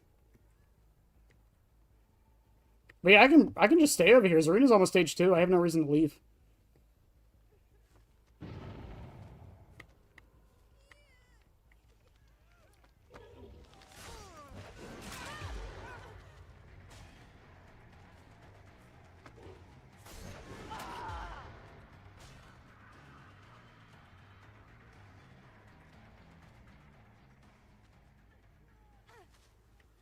I probably could have tunneled Zarina there, but you know what?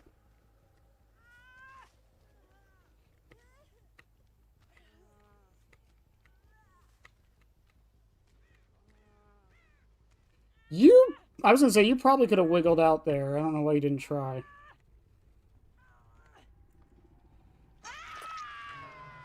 Videotape sucked. Just did the math and makes Pyramid Head 0.05 seconds. I know. I'm well aware. I did the math for like an hour. Believe me.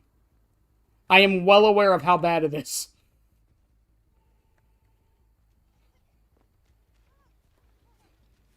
Oh, hello, scratch marks.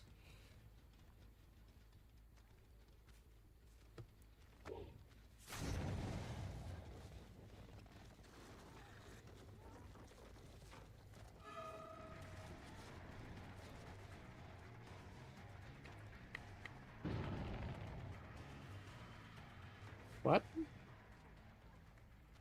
Oh.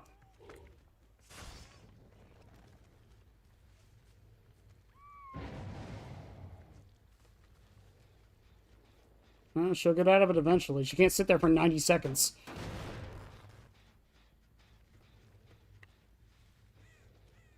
And it's so saddening. Well, it's because, like, when you hear the word 10%, it sounds better than it is. You're like, oh, a 10% buff? That sounds awesome. And then you actually do the math on it.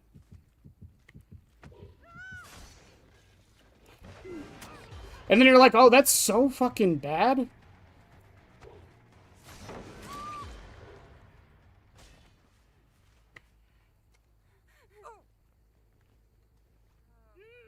Like, you know what I mean? Like, it sounds good. I'm sure that's how Behavior saw it, too. They're like, 10% sounds good, we'll just add that. And then they were like, oh, shit, it's actually really bad. What the fuck were we thinking?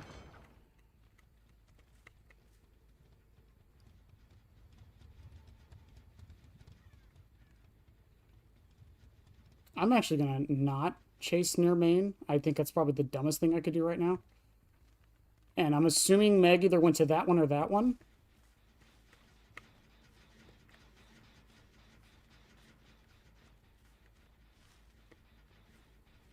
Hmm.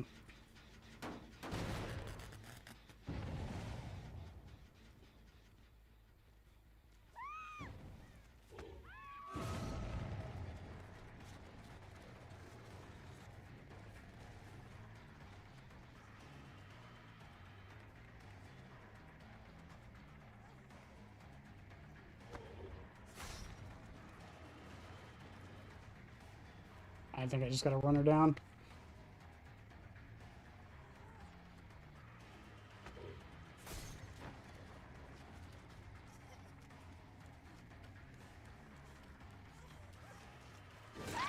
I was waiting for Dead Hard. She was looking behind her an awful lot. Okay, Meg. No decisive strike for you.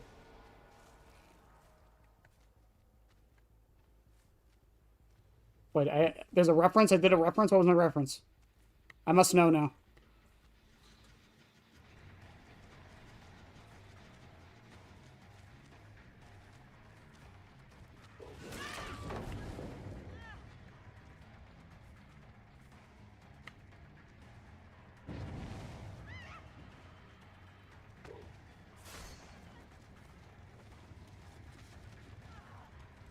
Are you fucking shitting me with that?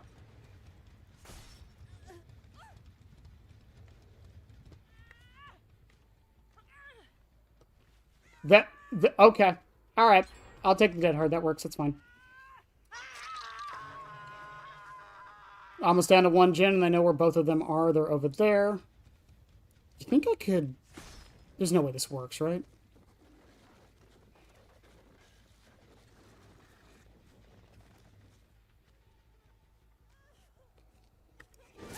Yes, it does.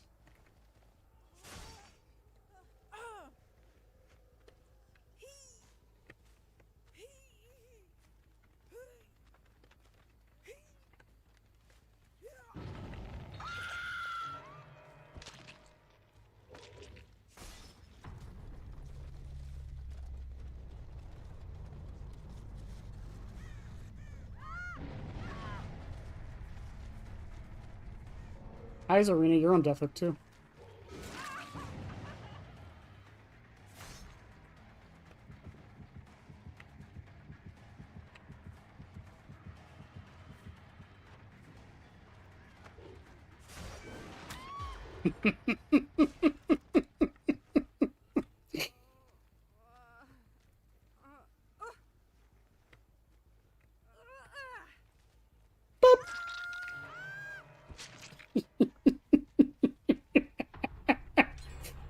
Ah, it's so satisfying.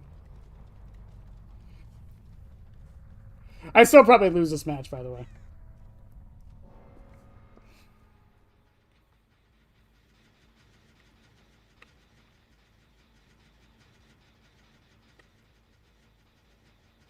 Ah, the woes of running Deadlock. Of course, Phantom Fear is almost off cooldown.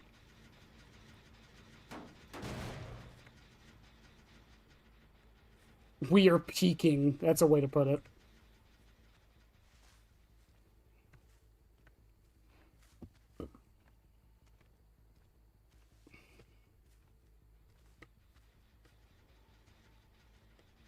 Hi, Kate.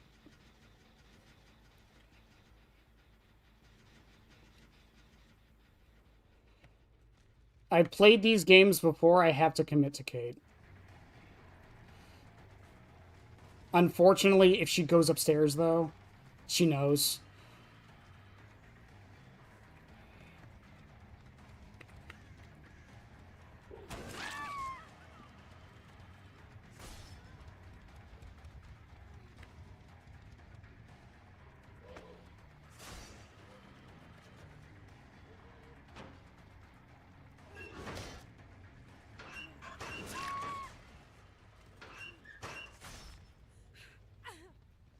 So here's the thing. If Laura finishes at last gen right now, they lose. If she does... Yep, they lose. There's a door right there, but if I see Laura, I just chase her down.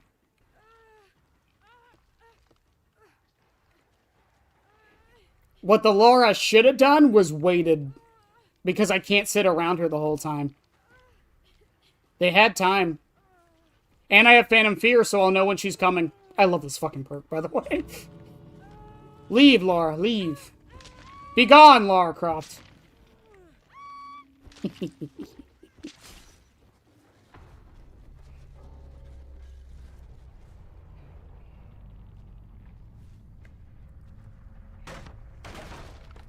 Feel bad for the Kate. That was literally her first hook.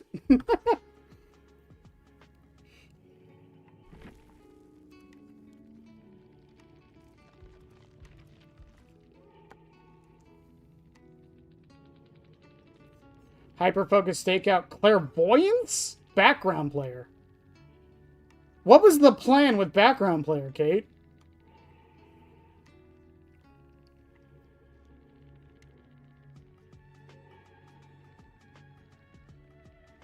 I assume you mean matches, but have a good one.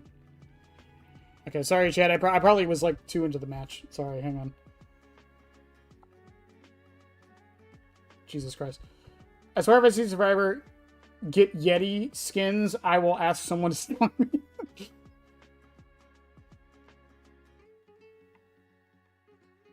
His every DVD killer's element. Tragedy, good intentions, turn bad.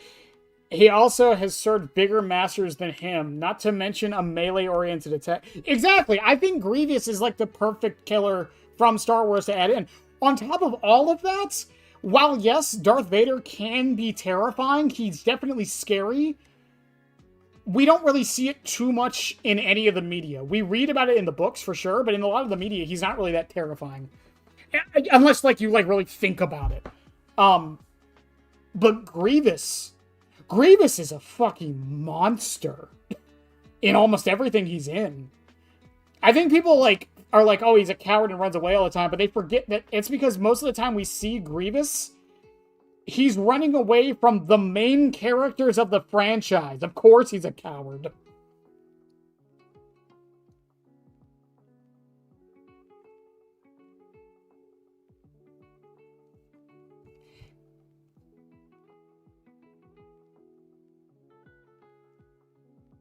Videotape and parrot is like stream. Yeah, blah, blah, blah. I don't know, maybe because on PS4, videotape might be fixing some stuttering issues. But for now, placebo. I mean, it probably is a placebo. And that's not me trying to hate on it or anything, but I feel like it's just being a placebo for you. Is PS4 still locked at 30 frames? I don't know, actually. Because if it is, that might also be the reason.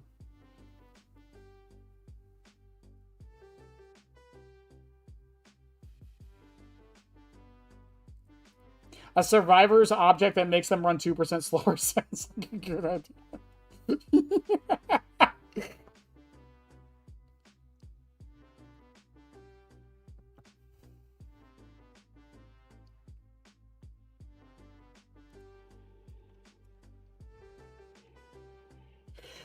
That's the thing, though, because, like, I think people forget this. Whenever, like, go watch a Clone Wars episode. I'm serious. Or, like, go on YouTube and look up a Clone Wars episode. They don't show it, mind you, but that's because it would be very fun to show. But the beginning of almost every Clone Wars episode talks about how the Jedi are losing because of Grievous. Because he's that good of a tactician and that powerful of a warrior. The episode is like, quote unquote, their comebacks. Like, the thing is that there's the running theory that if Palpatine didn't do what he was doing, the Separatists probably would have won because of Grievous. Like, genuinely.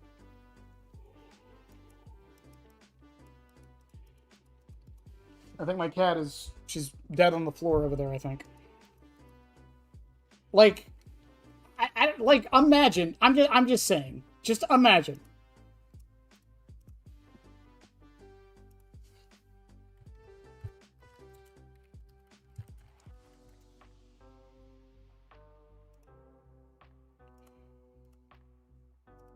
Like, I'm just saying,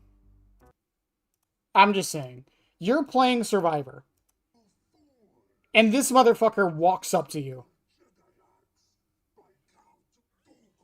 and just pulls out 4 glowing fucking swords.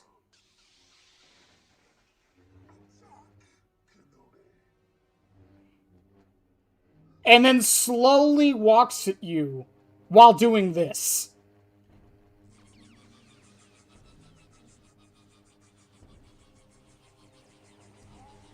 Even he's scared. That is the face of a man who is terrified.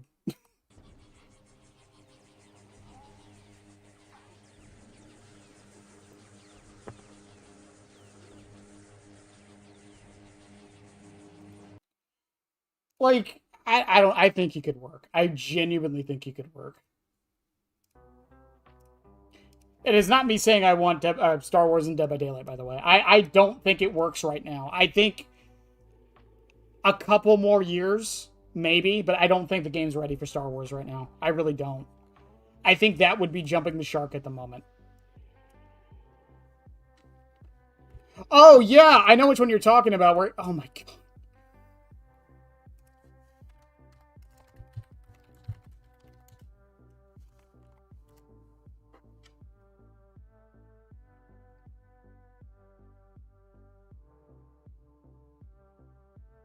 Oh my god, this is from Battlefront. I probably never watched this. Hang on.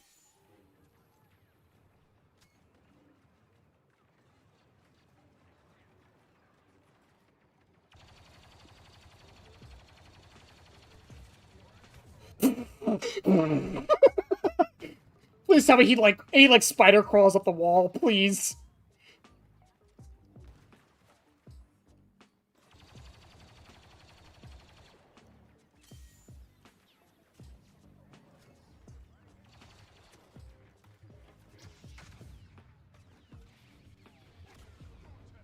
Okay, never mind. I thought he was gonna like spider crawl up the wall to him. That would have been fucking cool.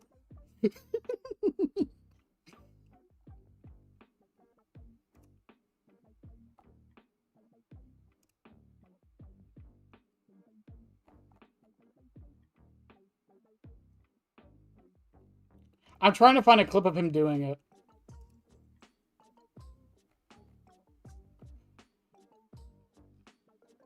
Like, I know this isn't canon anymore, and it was like a different art style and whatnot, but like, hang on. Is it going to show the fight? Yeah. For anyone who hasn't watched the original Clone Wars fucking show, not the 3D animated, the 2D animated, just watch this.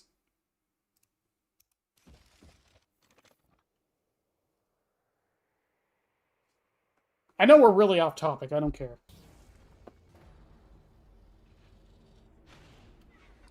Yeah, he's not intimidating at all.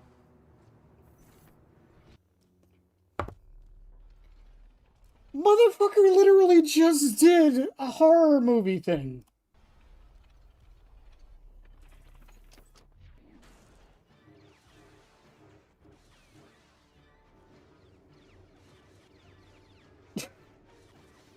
I'm telling you guys, it could work. This could work.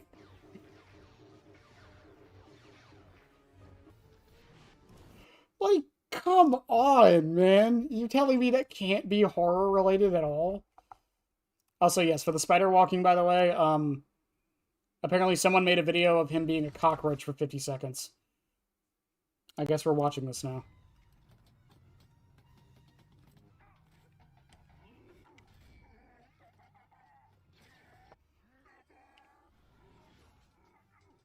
Look at him! That's fucking terrifying! That's unknown!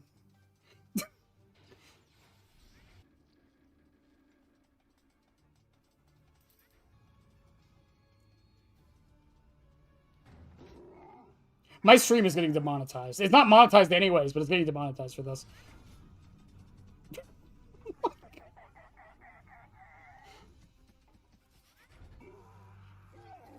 He had no reason. I want to make this very clear. He has no reason to not just walk over to his ship. He has no reason whatsoever.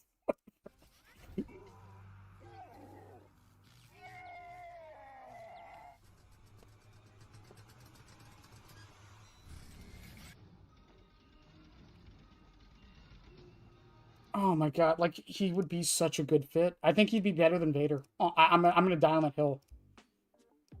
I think he would be better than Vader.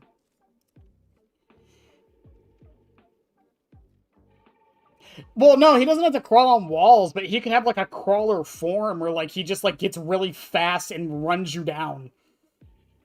Justin, for the love of... He had no reason. He moved 5 steps. He could have just fucking did the cartwheel thing before. No one was watching him. No one.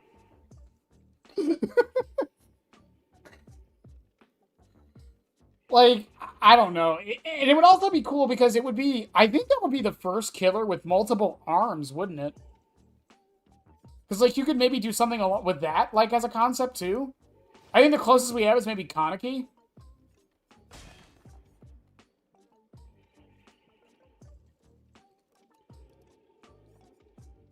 The thing is, the one thing that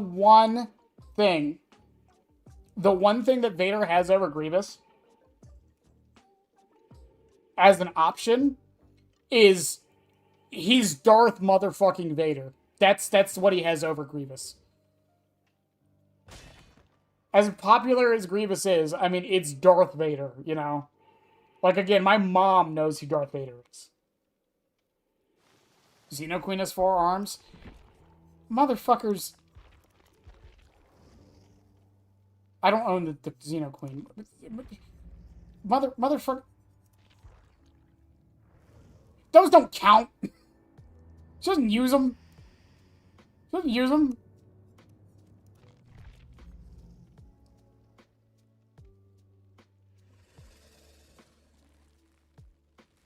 Also, if you're curious, I don't play Xeno that much. Why I own these Xeno skins.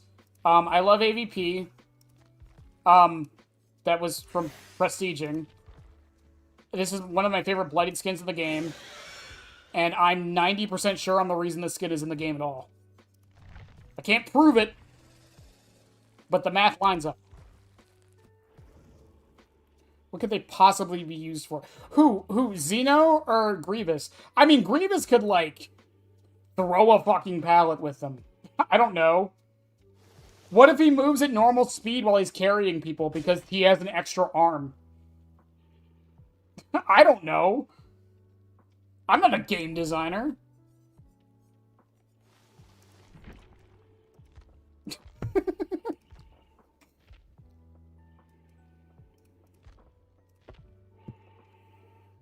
Oh, I mean, does she even use them in the movies? I don't think she does she? They're just kind of there. They're like benign arms that don't do anything.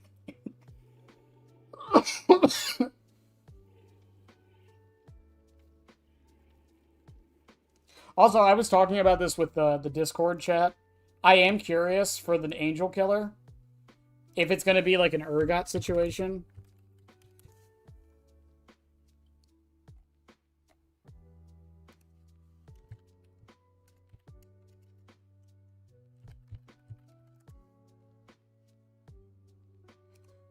So, for those that don't know League of Legends, one, I talk about it all the time because I played this game religiously for like 5 years. I'm curious if the Angel Killer is going to be like an Urgot situation with their legs. Not with the shotguns. That will be cool. But no, with that. How his legs are always the same direction. And he just pivots. I'm really curious if the Angel Killer is going to be like that or not.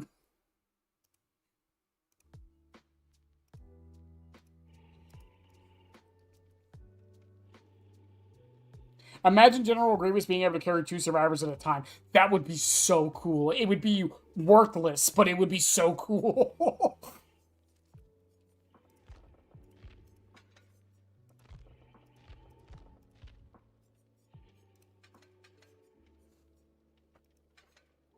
It would be absolutely positively worthless and never come up in any situation ever to be a useful thing. But it would be awesome.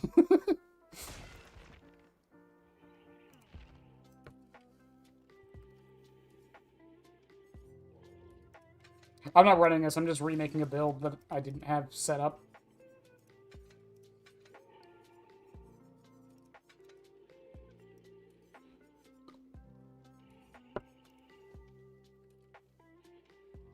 I really like Phantom Fear, chat. I don't know if you guys know this. I don't know if you're aware of this.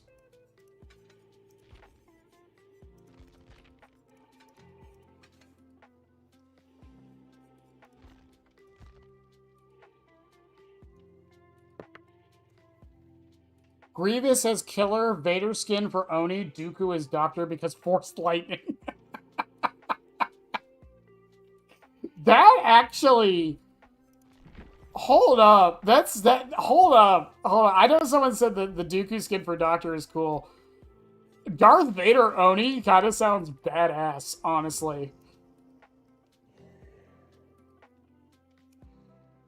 You know, I was thinking about that because a lot of people have been like Star Wars and DVD, like Darth Vader doesn't fit and whatever. I was thinking, who would the survivors be? Would it be Han Solo? I could see a generic clone trooper, or like one of the generals, like Rex or Cody. Because it can't be a Jedi. It can't. I feel like you would have to nerf them way too much for that. Even without the Force, they're like, they can do backflips and shit, you know? Who needs practicality when you have style?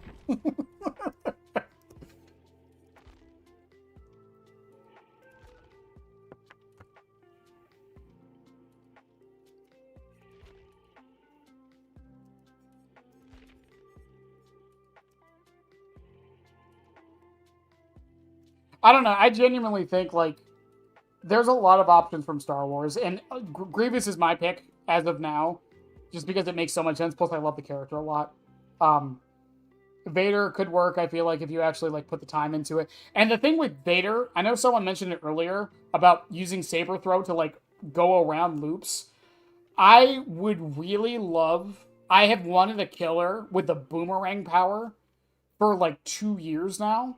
The closest we've come is bouncing blades on Trickster, and maybe Springtrap, but not really because he just recalls his axe. I have really, really, really, really, really, really wanted a killer that throws something and they can recall it back and it does damage on the way back.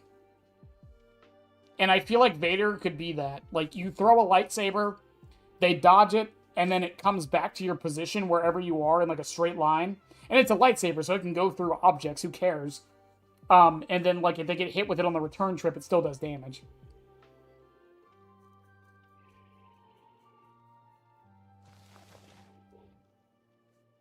Vader would fit Henry? I mean, maybe. I think Oni would be a cool pick for Vader, though. Leia? It could be Leia, it could be Padme. The problem with Leia is that she's technically a Force user. Also, the fact that Carrie Fisher isn't alive anymore, it seems a little disrespectful to do Leia. I don't know. Would that be disrespectful? Especially if they got her likeness? Would that be... That's an interesting moral dilemma. Is it disrespectful to put a person's character who is dead in a game to, like, immortalize them?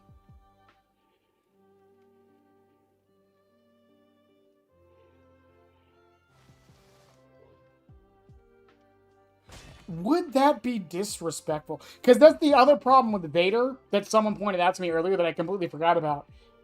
His voice would either A, be dubbed like snippets from the movies, or it would be AI. Or they would get someone to replace his voice. And I feel like all three of those options are terrible. If you pull it from the movie, it's not going to fit and it's going to sound weird. AI is AI. If you get a new voice actor, it's fucking Darth Vader. You can't get a different voice actor.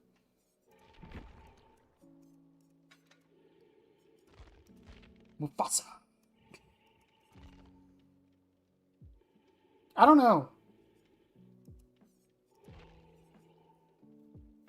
Chad, before we go into our last couple games, by the way, don't forget animal for tonight. We need an animal to turn Pyramid Head into. New people, you get better or more stay on the animal. And for those new, we every night we turn Pyramid Head into an animal in Photoshop.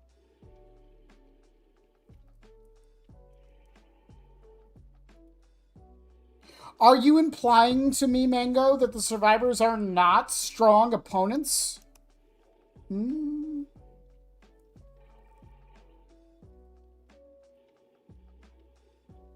Not everyone. I would say most credible people hate AI when it comes to art. You want me to make Pyramid Head a Rancor? Sure. Sure. I could do that. Why not? I don't know how we're gonna do it, but I can do it. We did a slug last time. Why not?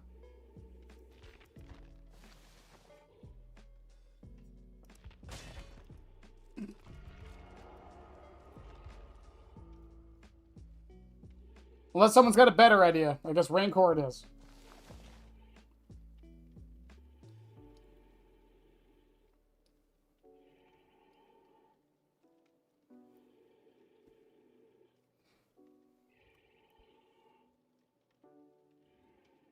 No, again, yeah, I've said it in the past. Like, I don't think any character is like impossible to add to DBD or quote unquote doesn't fit Dead by Daylight. I think if you try hard enough, you can make anyone fit in this game. And my biggest point of my biggest point towards that is definitely Kid Kaneki. Like, not only is he a protagonist, he's also like, I'm not saying Tokyo Ghoul doesn't have horror elements, but it's not really a horror anime. Like, in the sense like a lot of people would think it is. So like, I don't know.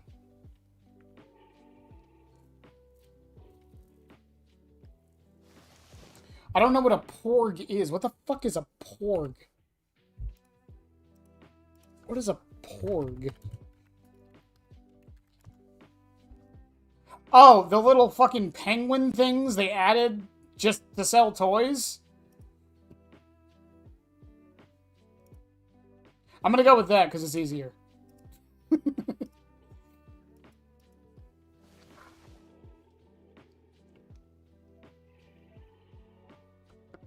But that's what I'm saying, though. But even though he's a little bit unfaithful, I think they made him work. They found a way to make him work.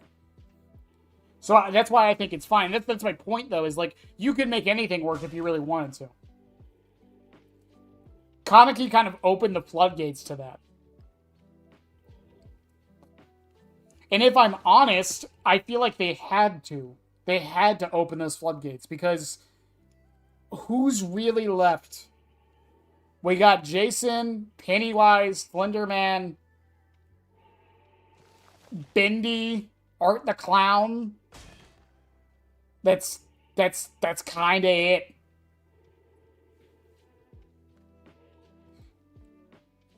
Well, the Entity also, like, I know, like it doesn't really matter because in-game lore doesn't really make much of a difference, but the Entity could also just keep him starving.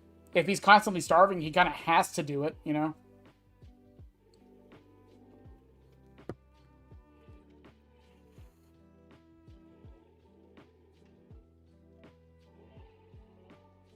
Oh, I missed Predator. Predator's another one. Jurassic Park, I suppose. But then we start, like, once we get the big ones, then what? That's always been my question with Dead by Daylight. It's once we get those big, heavy hitter horror licenses, where does the game even go from there? The game isn't just licenses, mind you, but, like, they're a big part of this game. And once we get all of them, then there's nothing to look forward to. That's, in my opinion, the biggest problem with Springtrap coming to DBD. Now that he's here, like, now what? You know?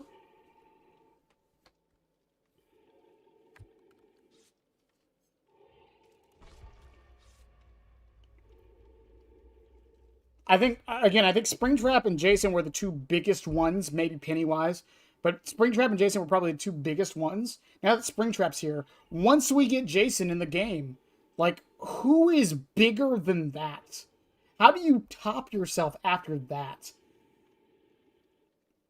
Hannibal Lecter, I could maybe Hannibal Lecter. Death Angel, I don't think is nearly popular enough. Norman Bates would be a controversial one. I don't even know who Sweeney Todd is offhand. Who's Sweeney Todd? I'm gonna look stupid when I look this up. Sweeney Todd. That is okay. Sweeney Todd is probably not likely. That's niche even for me. And then it leads into a question of how niche can we go? And then again, other issues, logistical ones, licensing ones.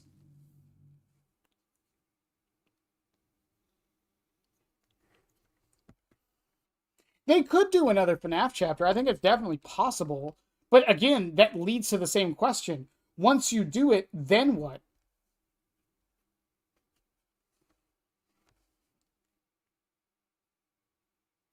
I would too. The problem with not getting licenses and not getting updates to the game, and I hate to tell people this, remember the layoffs Behavior just did? I hate to say it, but if you think that they would sacrifice the top end to save the bottom end, because like the company's starting to do bad because they're not adding more content. Uh, I don't use this word lightly. I think it's a bit delusional to think that. Thank you, corrupt intervention. Well, actually, that's not too bad of a spread because it's a main building. Um, the unfortunate thing is, and we have seen other games struggle with this. If your game does not why are you not looking at me? Kate just countered Phantom Fear.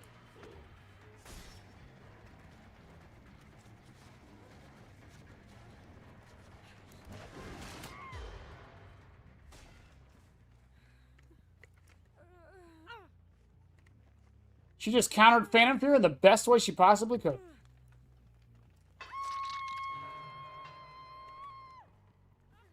I don't think it's necessarily embarrassing. I think the behavior definitely gave it the good college try. I just don't think it worked out the way they wanted it to.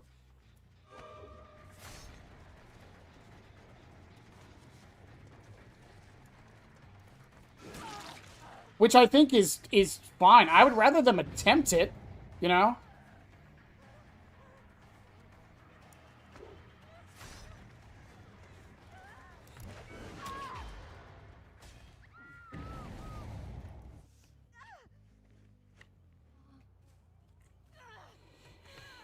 It's just like, again, it runs into the issues. It always does. That how, like, again, every game runs into this issue.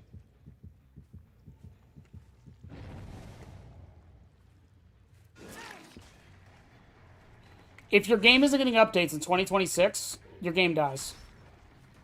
It's just, it is unfortunate, but it is basically how it is. It shouldn't be that way, but it is.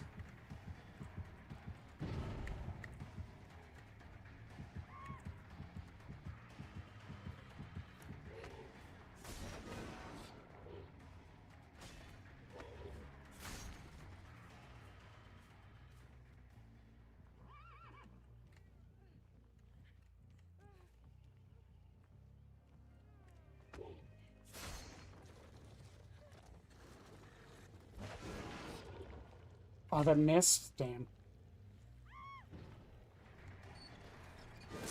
Oh, good dead hard. You're not going to have it for your last hook, but good dead hard.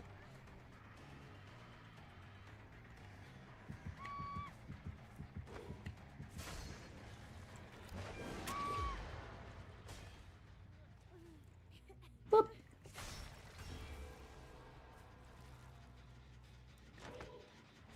I'll read the message. Let me, Oh, good. That was a good fake.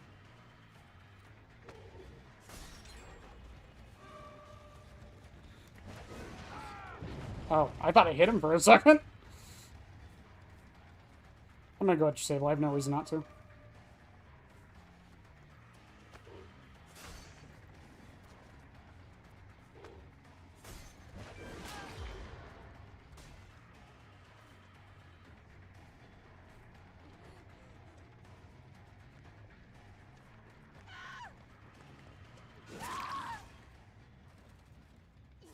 And you put me in a Pyramid Hit playing mood. As for Tormenting Survivors on hit, I think you can make the effect of Music Box instead.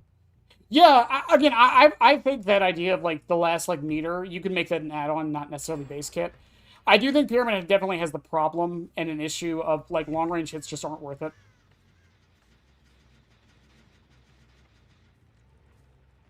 I think that has been, and will always be an issue. I need to kick this, and this is my 3-gen.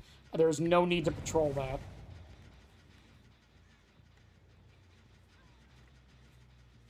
That would be Kate's. Kate is also on Death Hook. Sable's more important right now, I feel.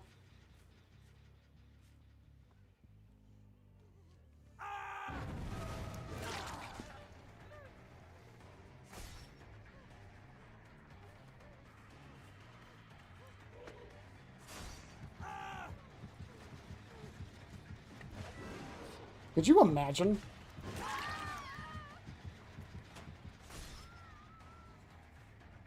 Hey, if you guys want to risk this for the biscuit, go right for it. I got no reason not to chase this person.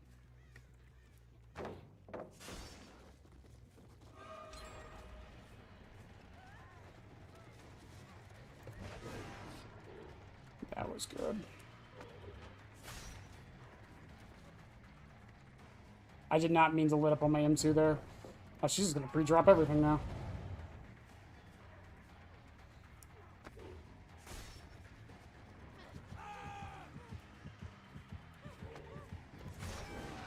Good.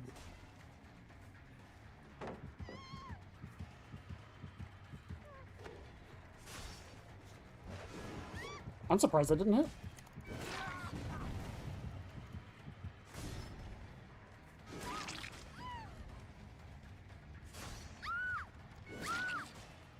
Okay, she's there. I see where Sable is. That works for me because I can just cage her, keep moving.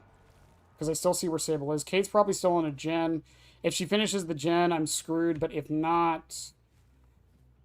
Yeah, because she's just going to head over here. Thing is...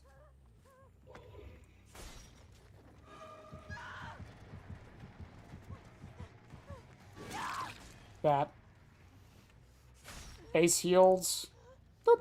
And I hear Claudette off to my left. Which is good, because I don't think they were working on gens that whole time. Which means I just have to find Kate. Someone's here. I see scratch marks. They're running this way. That's Ace. I really don't give a shit about Ace. Good shot. Kate's the one I'm worried about right now. I need to leave them.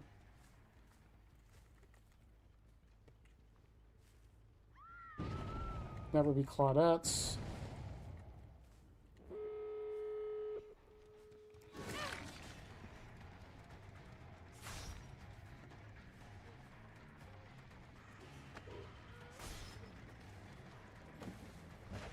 Good. Not 100% sure if she knew I was going to take that way or not.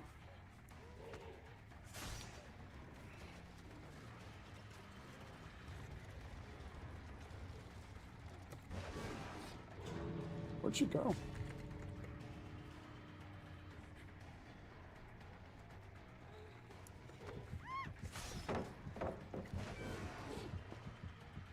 I don't think I'll get this. Yeah, I don't get this. She's going to head right there. GG's, that was good. Did she have light that hard? She might have light that hard.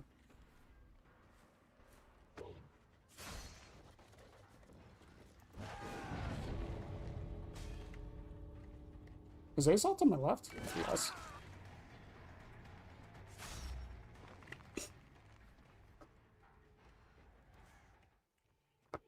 I think the only answer to licensing characters is more original chapters. That is not the answer. And you know the reason why it's not the answer? Because original characters don't bring in that much money.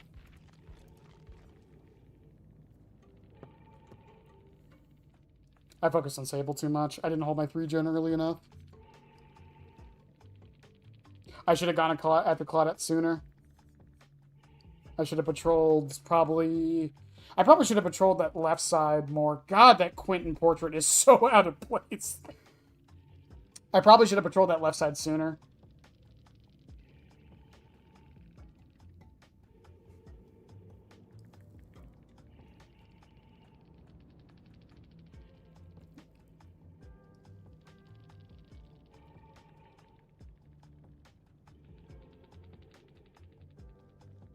Didn't All Things Wicked bring a ton of new players despite being an original chapter?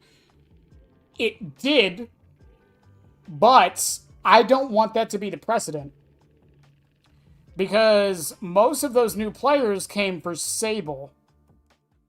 Is that the direction we want the game to go in? Do we want 10 more Sables in the game? That's not even my Sable hate. That's a genuine question. Do we really want 10 more Sables in the game just to keep it alive?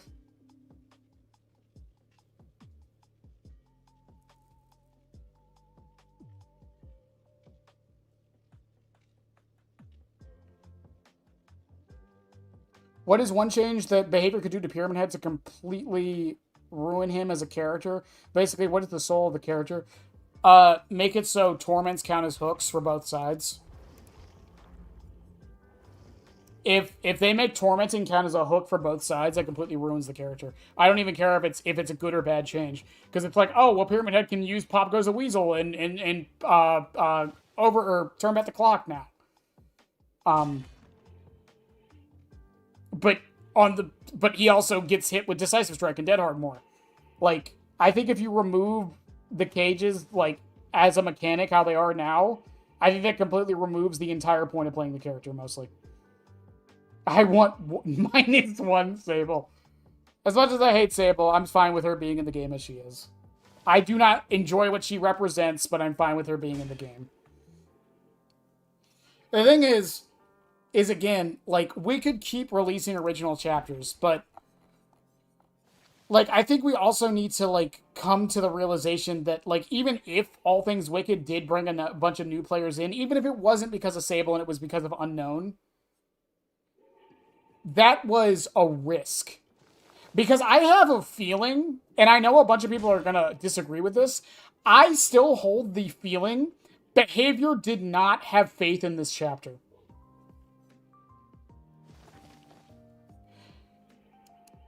I genuinely think Behavior did not think this chapter was going to do well.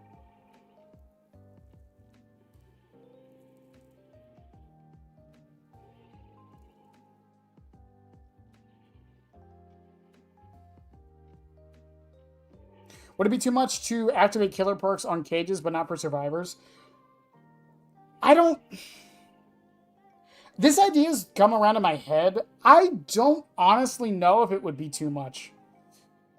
Would it be too much if Pyramid Head gets the same benefit for caging a survivor as another killer gets for hooking one, but also gets the benefit of ignoring all unhook perks? I kind of think it would be too much.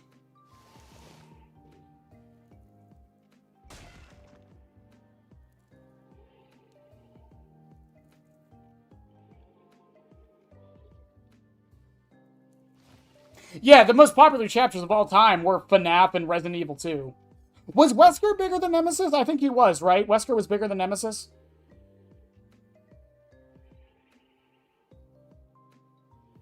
We need to start doing new licenses and stop relying on nostalgia bait. That's the problem with horror, though, Lynx, is that the good horror stuff is nostalgic by definition. Something can't be released and be... Like, it can be popular, but it's not iconic yet. That's the problem. Also, on top of that, a lot of newer horror is psychological. It's not like... They're not like slashers. I think I was talking about this in the 2v8 stream yesterday. It's like, you can't do an It Follows chapter. It's a great movie. I think It Follows is an amazing horror movie. It does its job very well. How the fuck do you translate that to Dead by Daylight? It's a psychological horror movie about an entity that doesn't even exist. And I don't think it's necessarily a matter of nostalgia. Again, it's just like... It's just like you can't... There's not really too much new to grab. Because you don't know if it's popular yet. Art the Clown, I think, is a good example. Yeah, Art the Clown is popular. How long is that popularity going to last? Is he going to be remembered in like 20 years from now? Because I honestly don't think he will be. That's no hate to the movies, but I don't think they left that much of a impact on the pop culture zeitgeist. Stranger Things, though, that definitely did. FNAF definitely did.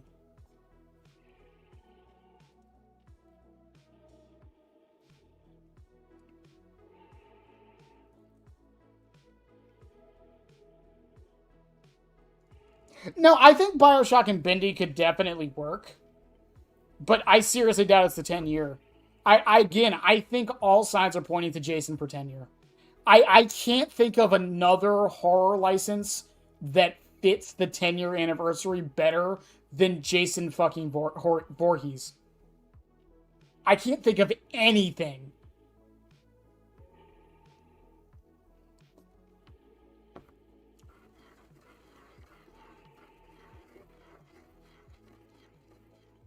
No, I agree. We were talking about that earlier, Nicholas. I went on like an hour-long rant about it, actually. No, like, I think, like, the killer that basically inspired the game, inspired an entire character.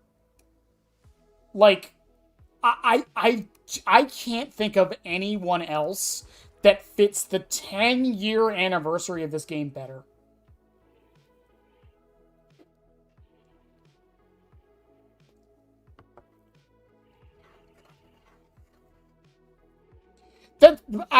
That's not my point, though. Those shouldn't be our metrics, by the way. We should not be basing a killer on how strong they are versus Blight. Blight should not be our barometer. Blight should be our sign we went too far, not our barometer. Isn't Jason kind of boring, though? I mean, he's fucking Jason. It doesn't matter if he's boring. He's fucking Jason.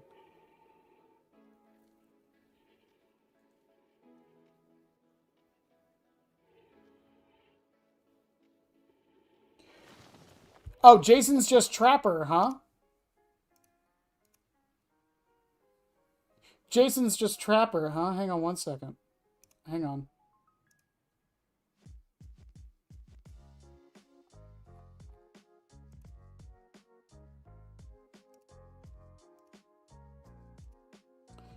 If you are privy to nudity, you might want to look away for a minute, by the way. I'm sure YouTube will have a problem with me showing it too. Hopefully I don't have to show it because I'll be smart.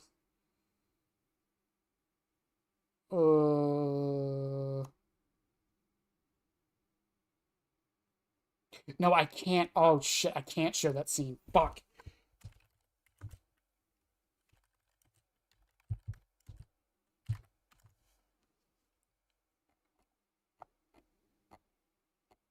Can I show it? Kill count, can you show it? Can you show it? James A. Janice, can you show it, please? Yes, you can. Ha ha! Ha ha! Ah, James A. Janice coming in hot. All right. There was nothing sexual about it for me. It was like liberation.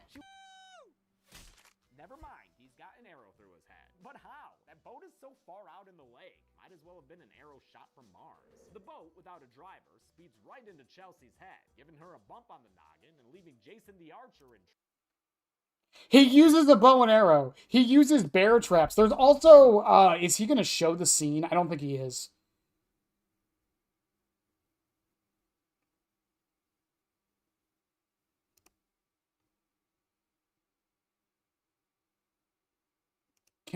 Does he show it? Gets away momentarily, but the J-Man grabs an axe. Yeah, this. The poor guy by chucking it into his back. Holy damn. He just did a spring trap. Come on. You could hustle at the Ren Fair, dude. Lawrence cries out for help, but Clay reminds Jenna that this Jason's a crafty son of a Pam. He's using your friend as bait. And so Lawrence is left outside dying until Jason puts him out of his He half kills someone to use them as bait. This motherfucker's a survivalist. There are other things you can do with his power that aren't just Trapper. Also, he runs in that movie, and it's fucking terrifying, by the way.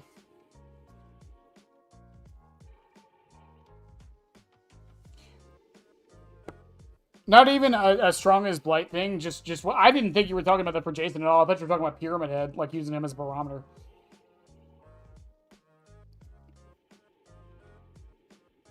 Like, again, I think people in that movie, he runs at people. But the funny thing is, he's actually closer to reworked Michael than he is Trapper in that movie.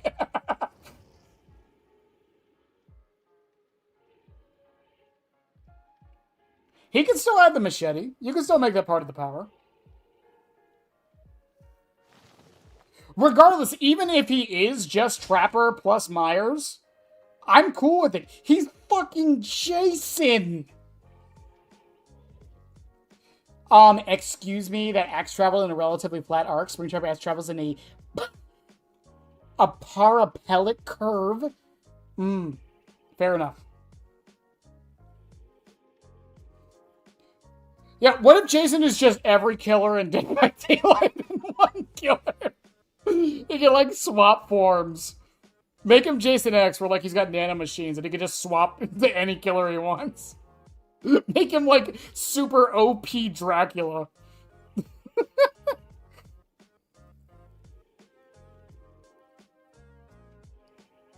Like, I don't know. Like, I genuinely, like, to me, for Jason in particular, I do not care, like, if he's, like, boring to play. I think at this point, he deserves to be in. That would be like not having Bubba in this game. Bubba is not that interesting of a killer. He's not. His power is kind of boring.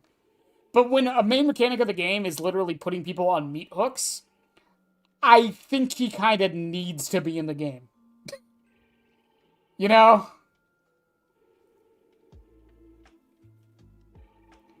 Like, I don't know. Like, I genuinely think Jason being in the game is just, it's inevitable. And it's where my money is on 10-year anniversary. I can't think of another horror character that is iconic enough.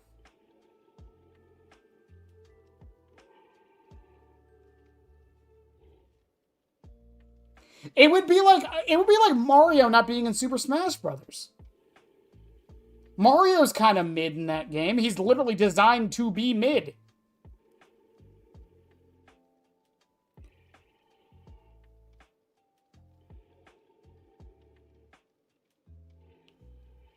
Bubba's a different IP. It got to be original characters or brand new ones.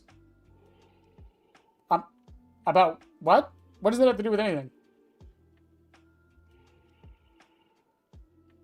Actually, that doesn't sound too bad. He can set 4 traps, can load 2 hatchets, and can do a forward run. Kind of like Chucky around.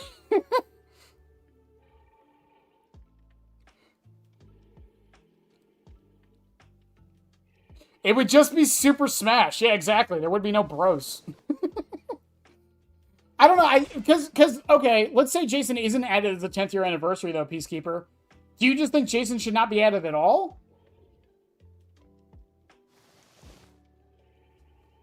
Also, hi, Pickles.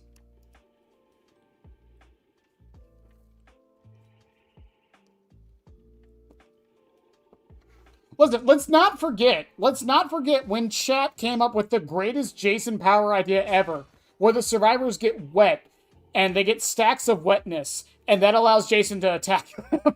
Let's not forget that, alright? Jurassic Park is so iconic, people still think dinosaurs had scales, not feathers. Or theropod dinosaurs had scales, not feathers. I don't fully blame Jurassic Park for that. I think that's a lot more than just Jurassic Park.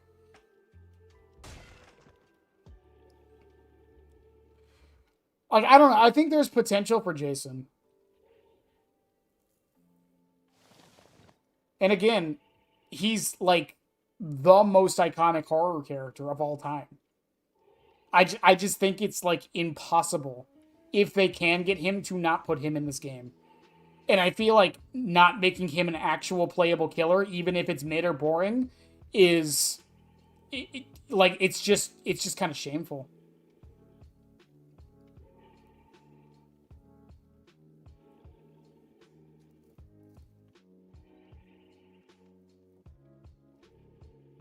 Again, I think there's enough. I mean, there's literally, what, 12 movies to pull from? He's done other stuff. He's folded people in bed chairs. He's like, walked through walls. He's stabbed people with... Okay, technically his mom did that, but he stabbed people with arrows. There's Jason X. The stuff he did in, Jason Takes Manhattan.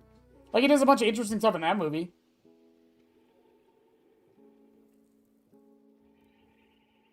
Yeah, Jason, Myers, Freddy. They're the 3 pillars, and we already have 2 of them. Technically, one's gone, but we have 2 of them. And Nicholas, that's kind of my line with it, is like, it's Jason. He needs to be in this game. I do not care if he is literally the most basic of basic M1 killers and literally doesn't have a power. He needs to be in this game. 11, he wasn't in the first. Okay, fair enough, Mr. I know the fucking the fun fact trivia that actually Jason wasn't the killer in the first Friday movie.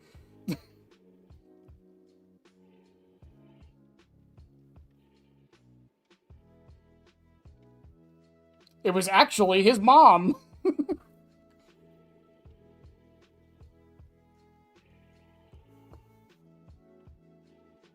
I don't know, like, I just...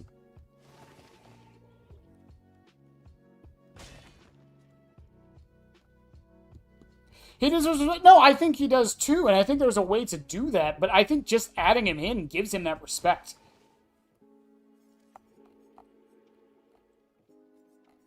I would rather that than do what they did to Myers. You know what I mean? I fucking hate the Myers rework on principle. I hate this shit on principle. I think they completely ruined what made this character this character. I didn't even care if he was bad.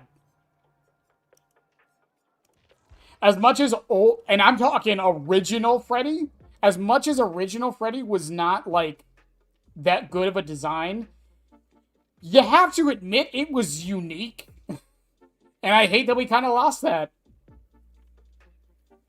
For good reason. I'm not saying we shouldn't have lost it, but, like, I kind of miss that we lost it.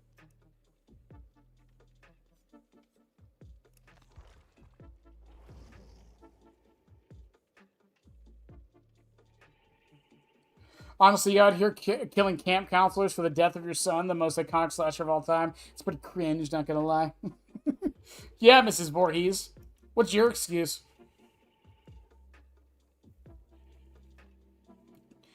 Jason's mom has got it going on. Calm down, Chuck. Calm down. Calm the fuck down.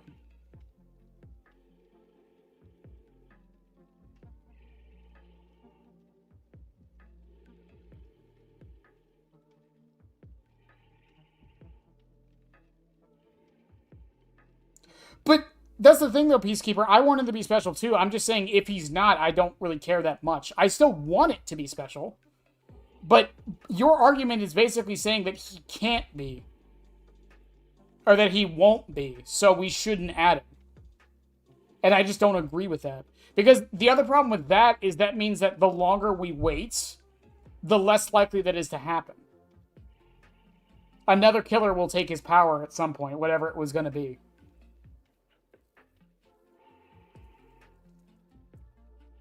Again, this is all predicated on the idea that he is the 10th year anniversary, which I don't think is necessarily possible. Or, not impossible. But it's also, we have no fucking idea.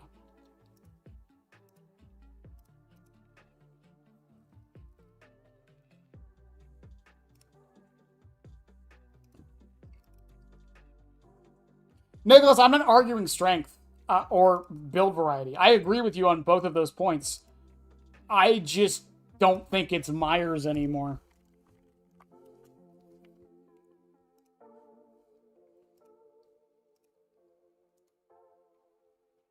That's my point. That's a lot of people's point. It just doesn't feel like Michael Myers anymore. And that's my thing with Jason, too. Like, I don't really even care if he's unique or not. As long as he feels like Jason, I think it's fine.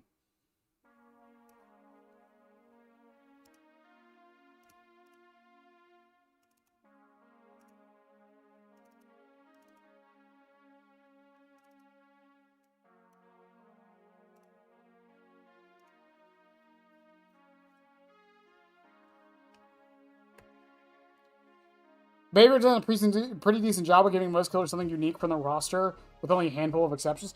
Even those exceptions, though, like, I think people oversell, like, how, samey a lot of the killers are, and I genuinely think, like, people, like, again, like, they have aspects that make them different. Springtrap is the only ranged killer with undetectability in his kit.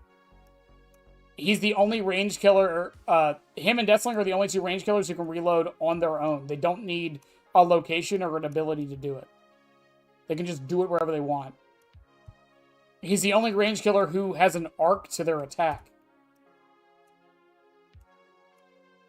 Deathslinger has a limited range, but he also pulls people in and has an M1 attack, basically, just with extra steps.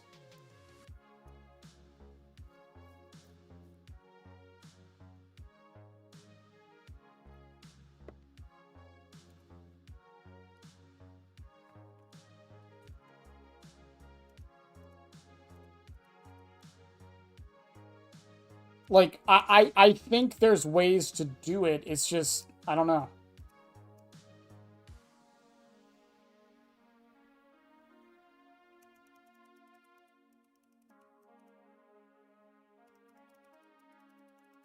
I apologize for blinding the chat.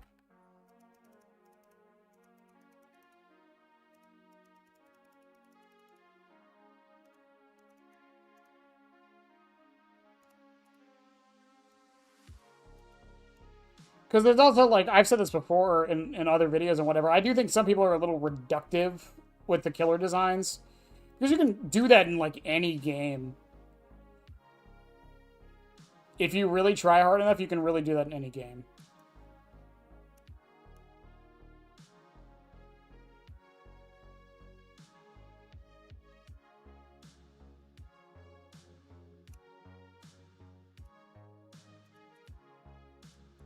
Those beady fucking eyes, man.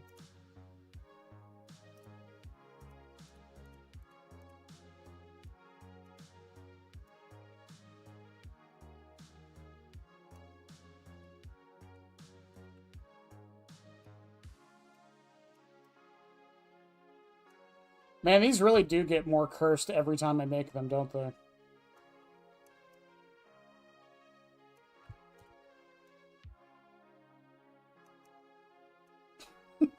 He looks he looks so fucking cursed. I kind of love it.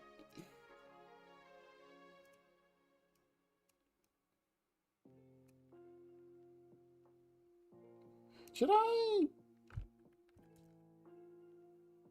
I feel like I should.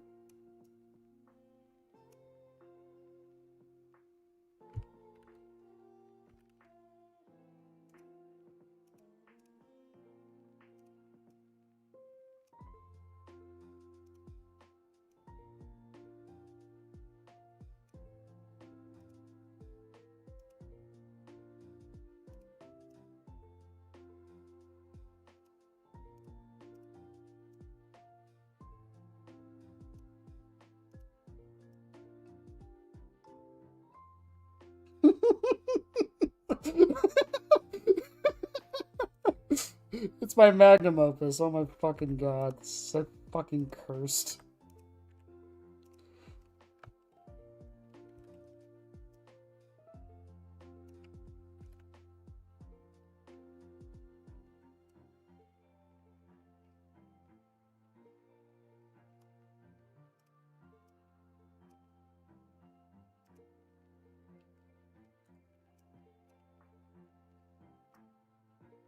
This is so good.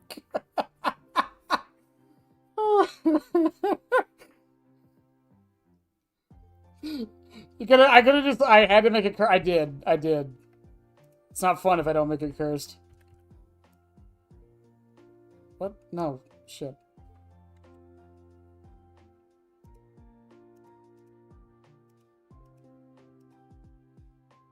No, it was that one, wasn't it? Is it not that one? No, it's the other one. Oh, shit. Wrong button.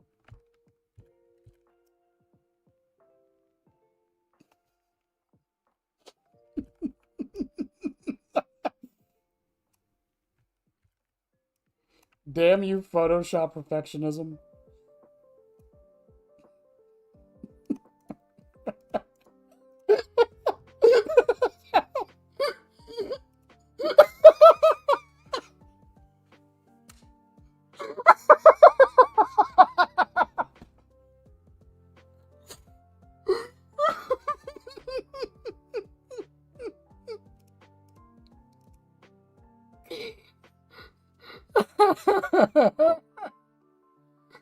Oh my god. Oh, I'm gonna make it better. Hang on. I'm gonna make it better, I hope.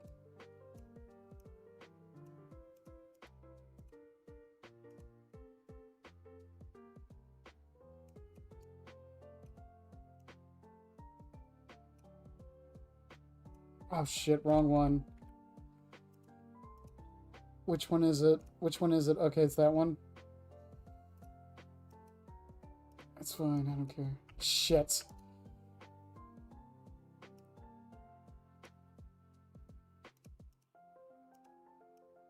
Damn it. Come on, I have to have a brush that'll do this.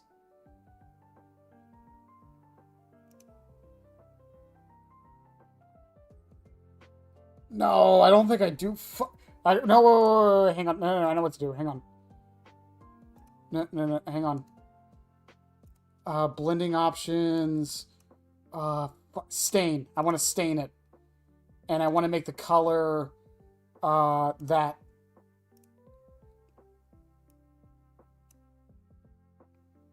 And then we'll make the distance bigger. Yeah, there we go. And make the size slightly bigger. Boom, got it. Now it looks like the fire is reflecting on them.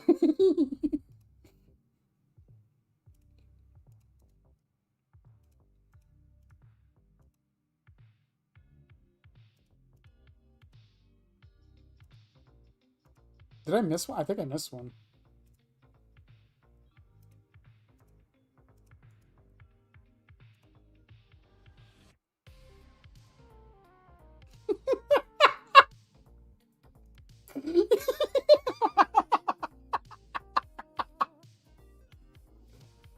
Oh my god. It's so perfect. I love them. I kind of want a plushie of this. I'm going to be 100% honest. I could probably make it worse. Hang on. Let me see if I can. Do I add the frowny faces?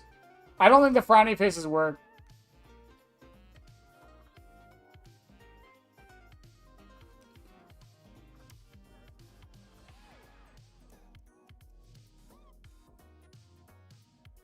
Here, let me see if the frowny faces work, and if they do, I'll keep them.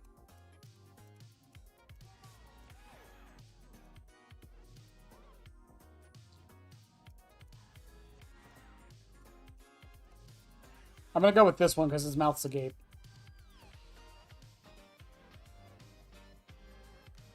And yeah, we could do Mimic one of these nights. Someone just has to suggest it.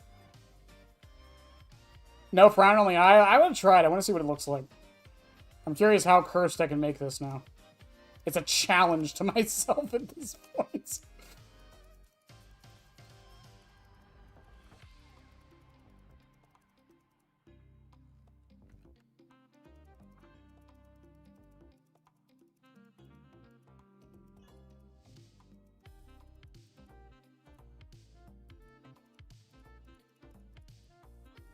No, I don't think it's gonna work. No, you're right. No, I'd have to cut it out, like, perfectly, but it's not gonna work because the skin's not there. Yeah, it's fine.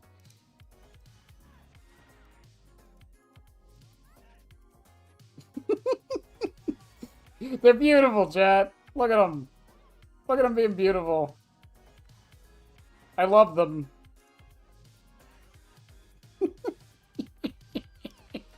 No! What the fuck did I just do?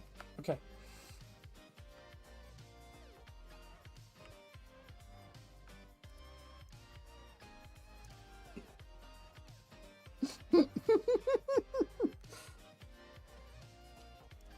I don't think it's gonna work because of the fur around the mouth. It just won't fit properly. I know the eyes kind of don't either, but I think they work because of that. I think it's as good as we're getting. You can't rush perfection.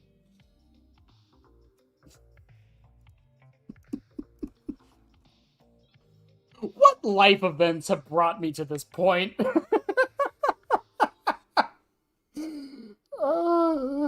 God damn it.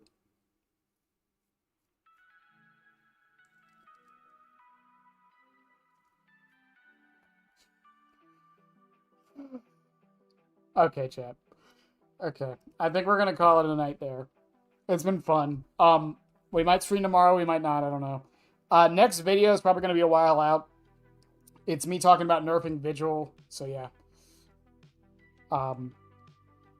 What the hell did I walk in on? The greatest thing of all time. You know how I know it's the greatest thing of all time? And probably the best stream you've been to in the past, like, 5 days? You're never gonna forget it. Ever. That image is burned and seared into your mind now. And you'll know that it was the fake Bennett stream. And you'll tell your friends. And they won't believe you, and they won't come here because they don't know who I am. But you won't forget it, and that's the main point.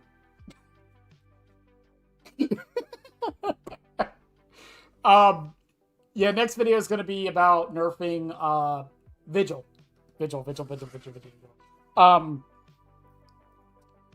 And as a lot of you probably have noticed, where I'm not doing weekly videos anymore, there's a few reasons for that. I didn't really make a post or a video about it. I figured I could just say it here. One, it is very hard to come up with topics every week. And two, it puts a lot less stress on me to make videos. I have an editor now, and that would be Kassir and or Bailey, as some of you know them. And they can't pump them out as fast as I would like. But that's fine. That's fine. It puts a lot less stress on me, and it makes me... I feel like my videos are better because of it. So, like, I've been sticking to that. You have burned too many pictures in my head, and half of them are my fault. Yes, they are. You ask for a thing, and I make it. Sorry, all you. Could you look inward and maybe blame me? Probably. But you're not going to. As far as stream tomorrow, maybe I'll stream tomorrow, maybe I won't. Like I said, I am playing Pyramid Head off stream a little bit more so we can get through the fucking next 30 hours. Because honestly, I want to be done with Pyramid Head as much as everybody else wants me to be done with Pyramid Head. I really do. I love this character, I really do, but we have been on him for almost 6 months. And I think it is time to move on. Hopefully Skull Merchant doesn't take nearly that long once we get to her.